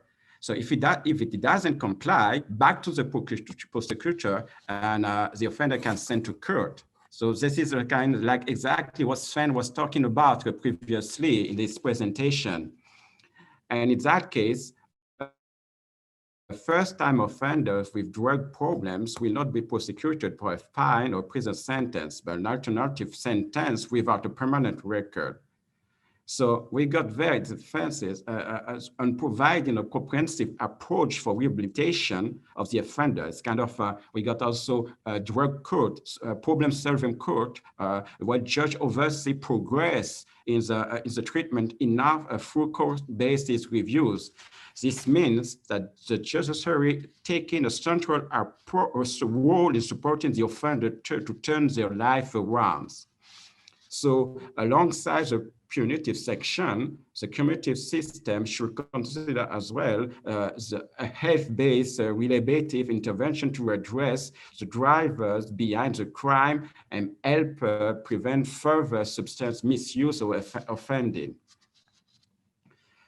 And even after the court, you got where's the probation officer, what part is that it plays, what part it's everywhere actually, it provides this kind of an assessment of the offender, but so usually they face many problems, not just drug use, it can be housing, working, every kind. So probation as well kind of serve intervention to make sure, maintain, engage the offender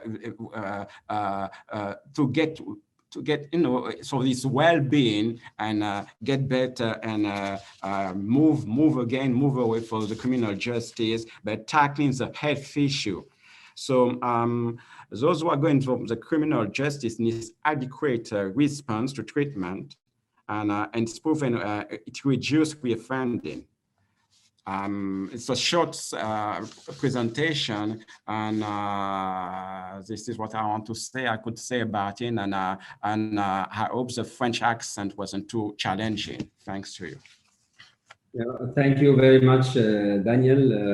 Thank you for the efforts you made to present your case. Your English is very clear, and we understood everything, I think. I'm not sure for the Arabic translation how it was, but again, thank you for the 3 presentations you made and for the efforts you have tried to transfer all the knowledge and the experience you have.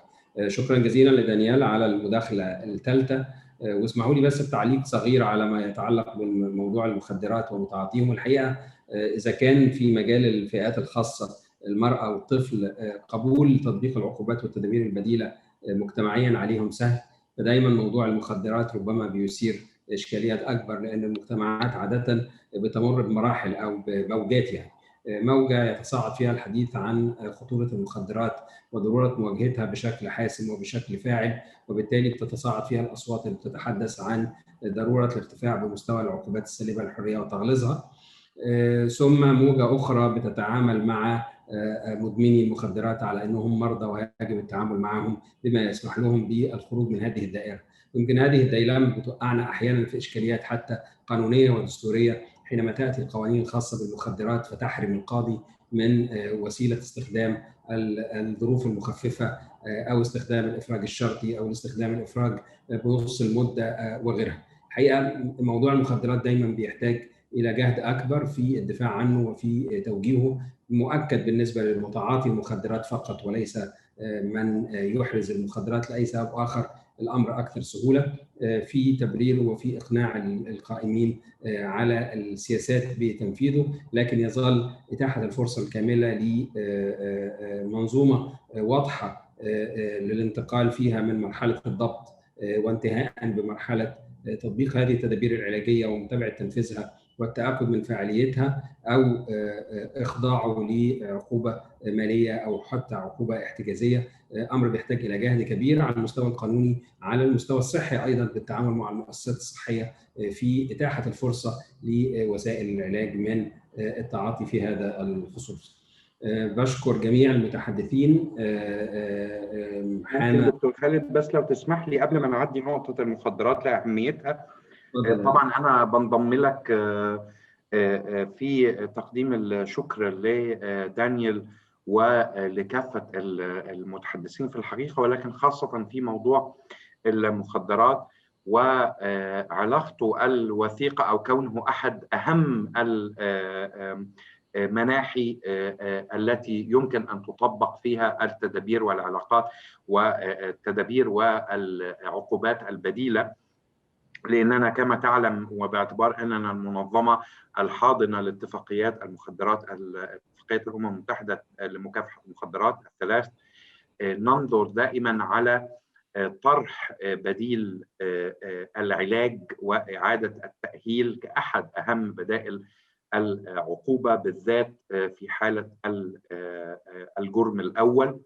ونتمنى ليس فقط على مملكة البحرين وهي الرائدة في تطبيق القانون المتكامل الأول للتدابير والعقوبات البديلة، أيضا أن تنظر في إمكانية أن تشمل العلاج من الإدمان وإعادة التأهيل، سواء كان بالعلاج الطوعي أو الإيداع في مراكز العلاج وإعادة التأهيل، كأحد أهم العقوبات التي يمكن أن تساعد ليس فقط في المواجهة في الحرب في مواجهة المخدرات، ولكن تساعد أيضا في تخفيف العديد من الأعباء على الدولة ومؤسساتها، سواء من نيابة وقضاء ومؤسسة سجون. ونتمنى أن يكون هذه أحد التوصيات التي نخرج بها في هذا البرنامج القيم. شكرا جزيلا دكتور خالد، وأنا آسف أن أنا عارف أن أنت واخد الأدوار كلها ببراعة،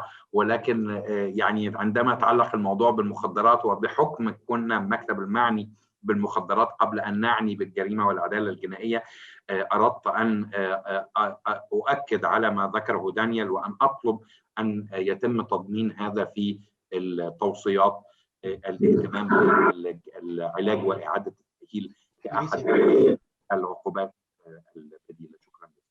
شكرا لكم.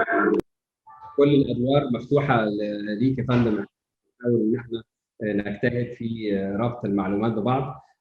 أتمنى أن نكون يعني نلت أجر الاجتهاد، مش بالضرورة أجر الإنصاف في هذا الخصوص، لكن أنا متفاهم تماما حساسية موضوع المخدرات ووضوح وجهتكم كمنظمات دولية في هذا الخصوص. أن تعليقي فقط يا حاتم بيك هو الواقع اللي بتواجهه الدول حقيقة في ضغط مجتمعي في هذا الخصوص، ويمكن هنا أحيل إلى جانب الجهد الدولي اللي بيبذل إلى أنه المركز القومي للبحوث الاجتماعية والجنائية ومنذ ما يزيد على 25 عاما لديه عدد كبير من الدراسات ذات الصلة بالتعامل مع قضية تعاطي المخدرات وكيفية التعامل معها من خلال استقصاءات على أرض الواقع مع رجال البوليس، مع قائمين على السجون، مع القضاة وأعضاء النيابة العامة.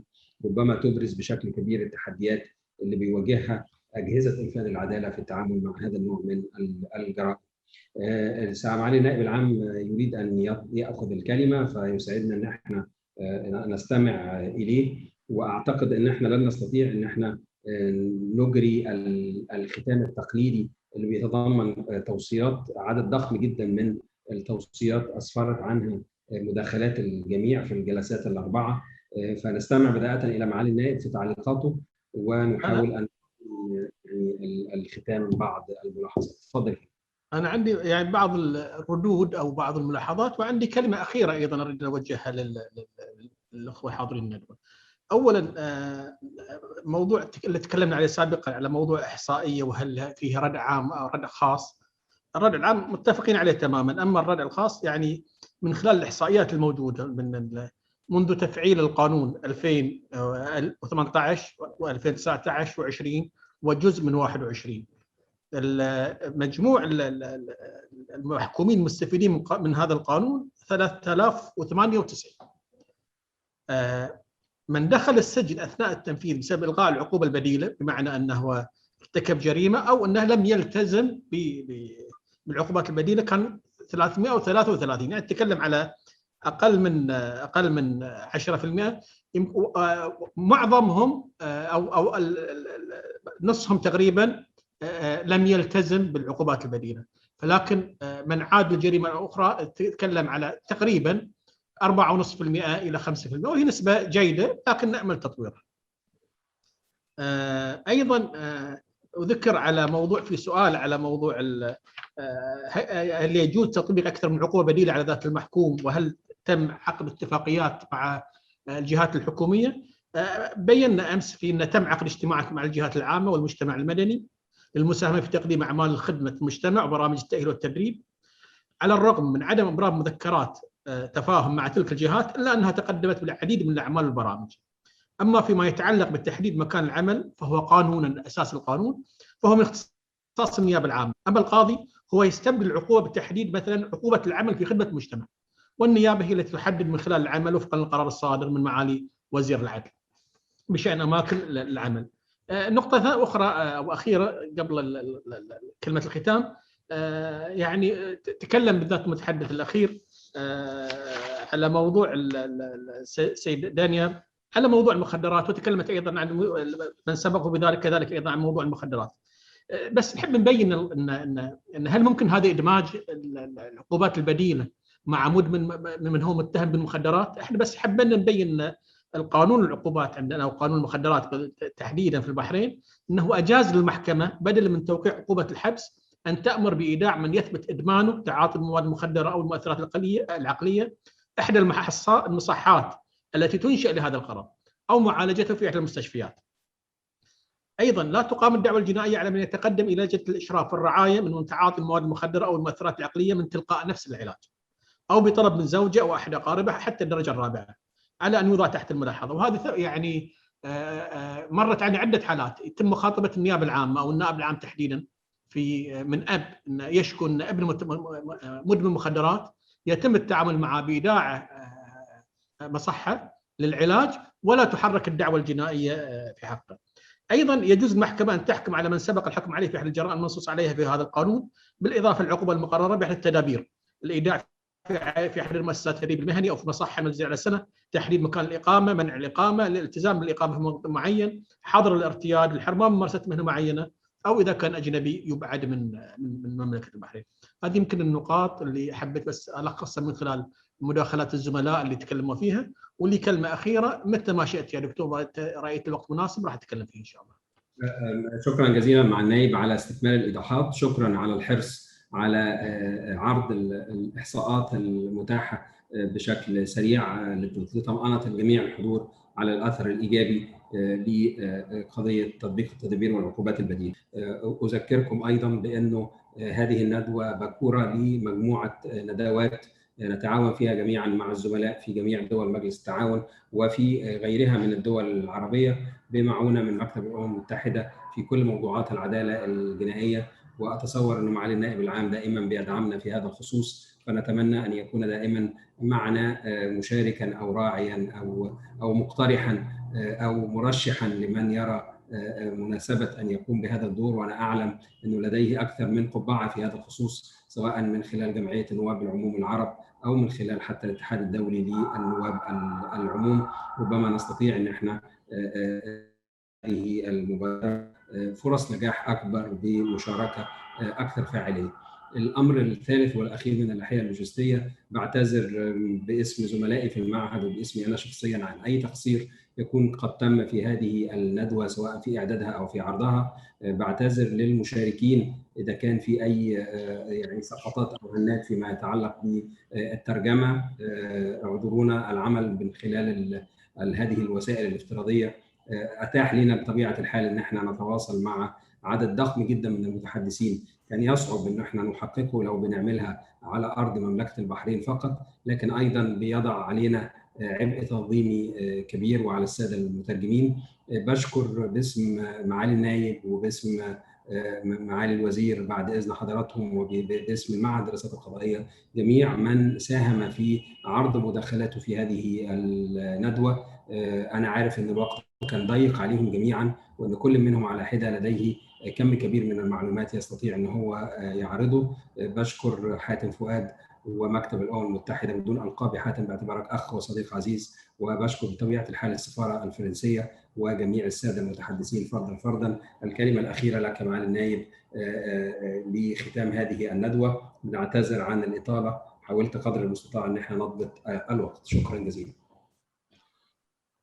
شكرا جزيلا دكتور. قبل ما ابتدي كلمتي ارجو التاكيد على اوراق العمل التي قدمت. ارجو ان بالنسبه لمن قدم هذه الاوراق، هي كانت اوراق جدا ممتازه بالنسبه للباحثين نتطلع للحصول على هذه الاوراق والاستفاده منها ان شاء الله. فارجو تزويد جميع المشاركين، او على الاقل نتكلم عن احنا بالبحرين بهذه الاوراق. انا بتاكد معالي النائب انه جميع المشاركين من UNODC واحنا بنتكلم حاليا شاركوا اكثر من دليل دولي في هذا الخصوص، واحنا هنعمل على استئذان جميع المتحدثين بان احنا نعد يعني دروب يعني على جوجل يعني دوكيمنت، حاجه تبقى دروب بوكس فيها كل الماتيريال بتاعت هذه الندوه باذن الله. شكرا لكم. بسم الله الرحمن الرحيم. في ختام هذه الفعاليه التي شرفت برعايتها، اجد انها قد حققت لدينا اكثر مما كنا نتوقع. فما طرحه علينا السيدات والساده المتحدثون في محاور هذه الندوه من تجارب ناجحه متميزه وحلول المشكلات والتحديات العمليه التي قد تصادف تطبيق قانون العقوبات البديله، وبيان للتطبيق الصحيح وفقا للمعايير الدوليه، وغير ذلك من الآراء والأفكار التي طرحها المتحدثون الأجلاء، كانت ذات فائدة عظيمة وفتحت أمامنا آفاق متسعة تضمن لنا تطبيق سديد للقانون. لهذا فإني أعرب عن بالغ امتناني للسادة المتحدثين، أشكر لهم ما تكبدوه من عناء من أجل المساهمة في إثراء هذه الندوة بخبراتهم المشهودة لها، فلقد استفدنا بحق من كل ما طرح. ولقد وجهت الزملاء المختصين بالنيابة العامة بحصر كل ما أدلي به في محاور هذه الندوة القيمة، وإمعان النظر فيما تضمنته من تجارب ومقترحات وتصورات، والاسترشاد بها عند دراسة أوضاع المحكومين والتحقق من استيفائهم الشروط القانونية لاستبدال العقوبة، وفيما يهم من أمور تتعلق بتطبيق القانون. ولا يفوتني أن أتقدم بالشكر لسعادة سفير الجمهورية الفرنسية لما يبديه من تعاون مثمر وبناء ودعمه لمنظومة العدالة، والذي أسفر عن عقد هذه الندوة الموفقة في موضوعها وأهدافها. أما عن التنظيم والإعداد فائق التميز، فكل العرفان والامتنان لمعالي الشيخ خالد بن علي وزير العدل والشؤون الإسلامية والأوقاف، الذي طالما دعم السلطة القضائية في إدائها رسالتها بكل جهد ووقته، وحمل عبء التحديث والتطوير بفكره المستنير. كل الشكر والتقدير لسعادة الأستاذ قادة والي، وإلى وكيل الأمين العام للأمم المتحدة والمكتب الأمم المتحدة للمخدرات والجريمة، مثمنا جهوده، وسعادة القاضي فؤاد ممثلا من مكتب المنطقة دول مجلس التعاون، والدكتور خالد سرسيام رئيس معهد الدراسات القضائية والقانونية، وسائر عاملين به. فيما أتوجه إلى الحضور الكريم بالشكر للحرص على المشاركة في هذه الفعالية التي زادت ثراء بمناقشاتكم. أشكركم جميعا، والسلام عليكم ورحمة الله وبركاته. وعليكم السلام ورحمة الله وبركاته. السلام ورحمة الله وبركاته.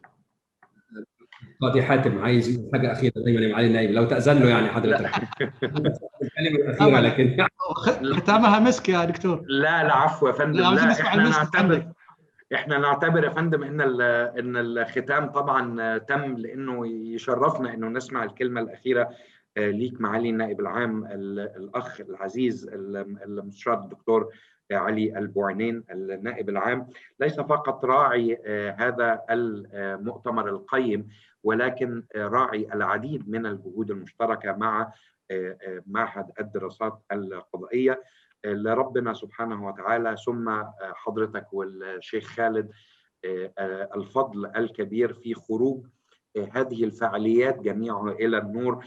كما تحدثنا منذ البداية أن القانون وتطبيق القانون هذه الندوة العلمية عن قانون التدابير والعقوبات البديلة كان نتيجة جهود ودعم متواصل من حضرتك ومعالي وزير العدل وباقي المسؤولين لم يكن ممكنا لو لم تسمحوا بحدوثه ولو لم تسمحوا بأن ندعم حصوله، سواء كنا إحنا أو أفراد المجتمع الدولي أو المعهد الدراسات أو الجهات الحاضرة. فاسمح لي معالي النائب العام فقط باسم شركاء هذا النجاح أن أضم صوتي لصوت أخي العزيز الدكتور خالد سري صيام، في أن أتقدم إليك بالشكر ليس فقط على رعايتك لهذا المحفل العلمي القيم، ولكن في رعايتك إلى الخطوات التي أدت إلى حصول هذا النتاج الذي نتحدث عنه اليوم. سعداء جدا بكل المداخلات القيمة وعرض التجارب من السيدات والسادة الخبراء الدوليين، سواء من الدولة الشريكة دولة فرنسا أو من دول المنطقة أو من فريق عمل مكتب الأمم المتحدة المعني بالمخدرات والجريمة في مقر الرئاسة في قسم العدالة. أيضا أردت فقط معالي النائب أن أكون كما كنت دائما طماع جدا في الحصول على دعمكم الدائم لاستمرارية هذا العمل. ذكرنا في الافتتاح وذكر الدكتور خالد، ولكن أعتقد أنه خجل أن يذكرها مرة أخرى في الختام، وهي أننا نطمع في أن نحول هذا النجاح وهذا التوافق. لدينا الآن 115 مشاركة ومشارك من دول المنطقة ومن الدول الصديقة للمنطقة، ونطمع من خلال شراكتنا مع معهد الدراسات القضائية والقانونية أن نطلق كيان مساوي للكيان الذي عاونتنا فيه أنت كثيرا وتفضل به معالي النائب العام في مصر، وهو الجمعية العربية للنواب العموم. نتمنى أن يكون لدينا أيضا ليس جمعية ولكن على الأقل شبكة عمل من معاهد القضائية والقانونية بالمنطقة. الموضوع الثاني أيضا معالي النائب، وأتمنى أن يكون هذا من التوصيات، نعلم أن هناك جهود خليجية في إطار مجلس التعاون لدول الخليج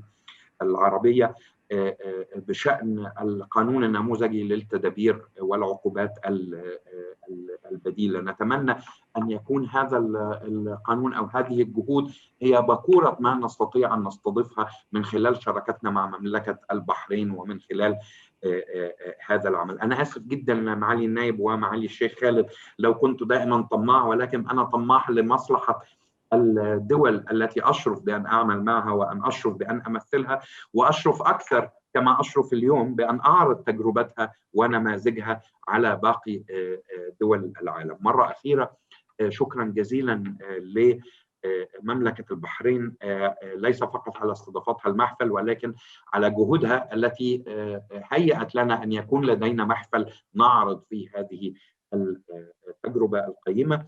ولا أخفي على حضرتك سرا معالي النائب العام والدكتور خالد، الإخوة المشاركين الزملاء على الأقل ممن أنا على اتصال بهم بدولة الإمارات العربية المتحدة يعني أسمعونا من الشعر أبياتا وأبياتا عن هذه التجربة وعن هذا المحفل، وأنا متأكد أن باقي الزملاء ممن لم نتواصل معهم لديهم نفس الفكرة. فنتمنى بإذن الله أن نلتقي قريبا، ونتمنى أن نستمر في تسخير أنفسنا وخبراتنا وخبرائنا لخدمة حضراتكم ولخدمة دول المنطقة في تطوير منظومة العدالة الجنائية وإنفاذ القانون وتقديمها كنموذج يحتذي به. شكرا لحضراتكم وشكرا دكتور خالد مرة أخرى، والسلام عليكم ورحمة الله. شكرا جزيلا حاتم بيك، شكرا معالي النائب. الشكر للجنود المجهولة السادة المترجمين اللي فاتنا أن نشكرهم خلال يومين لجهدهم أثناء هذه الندوة.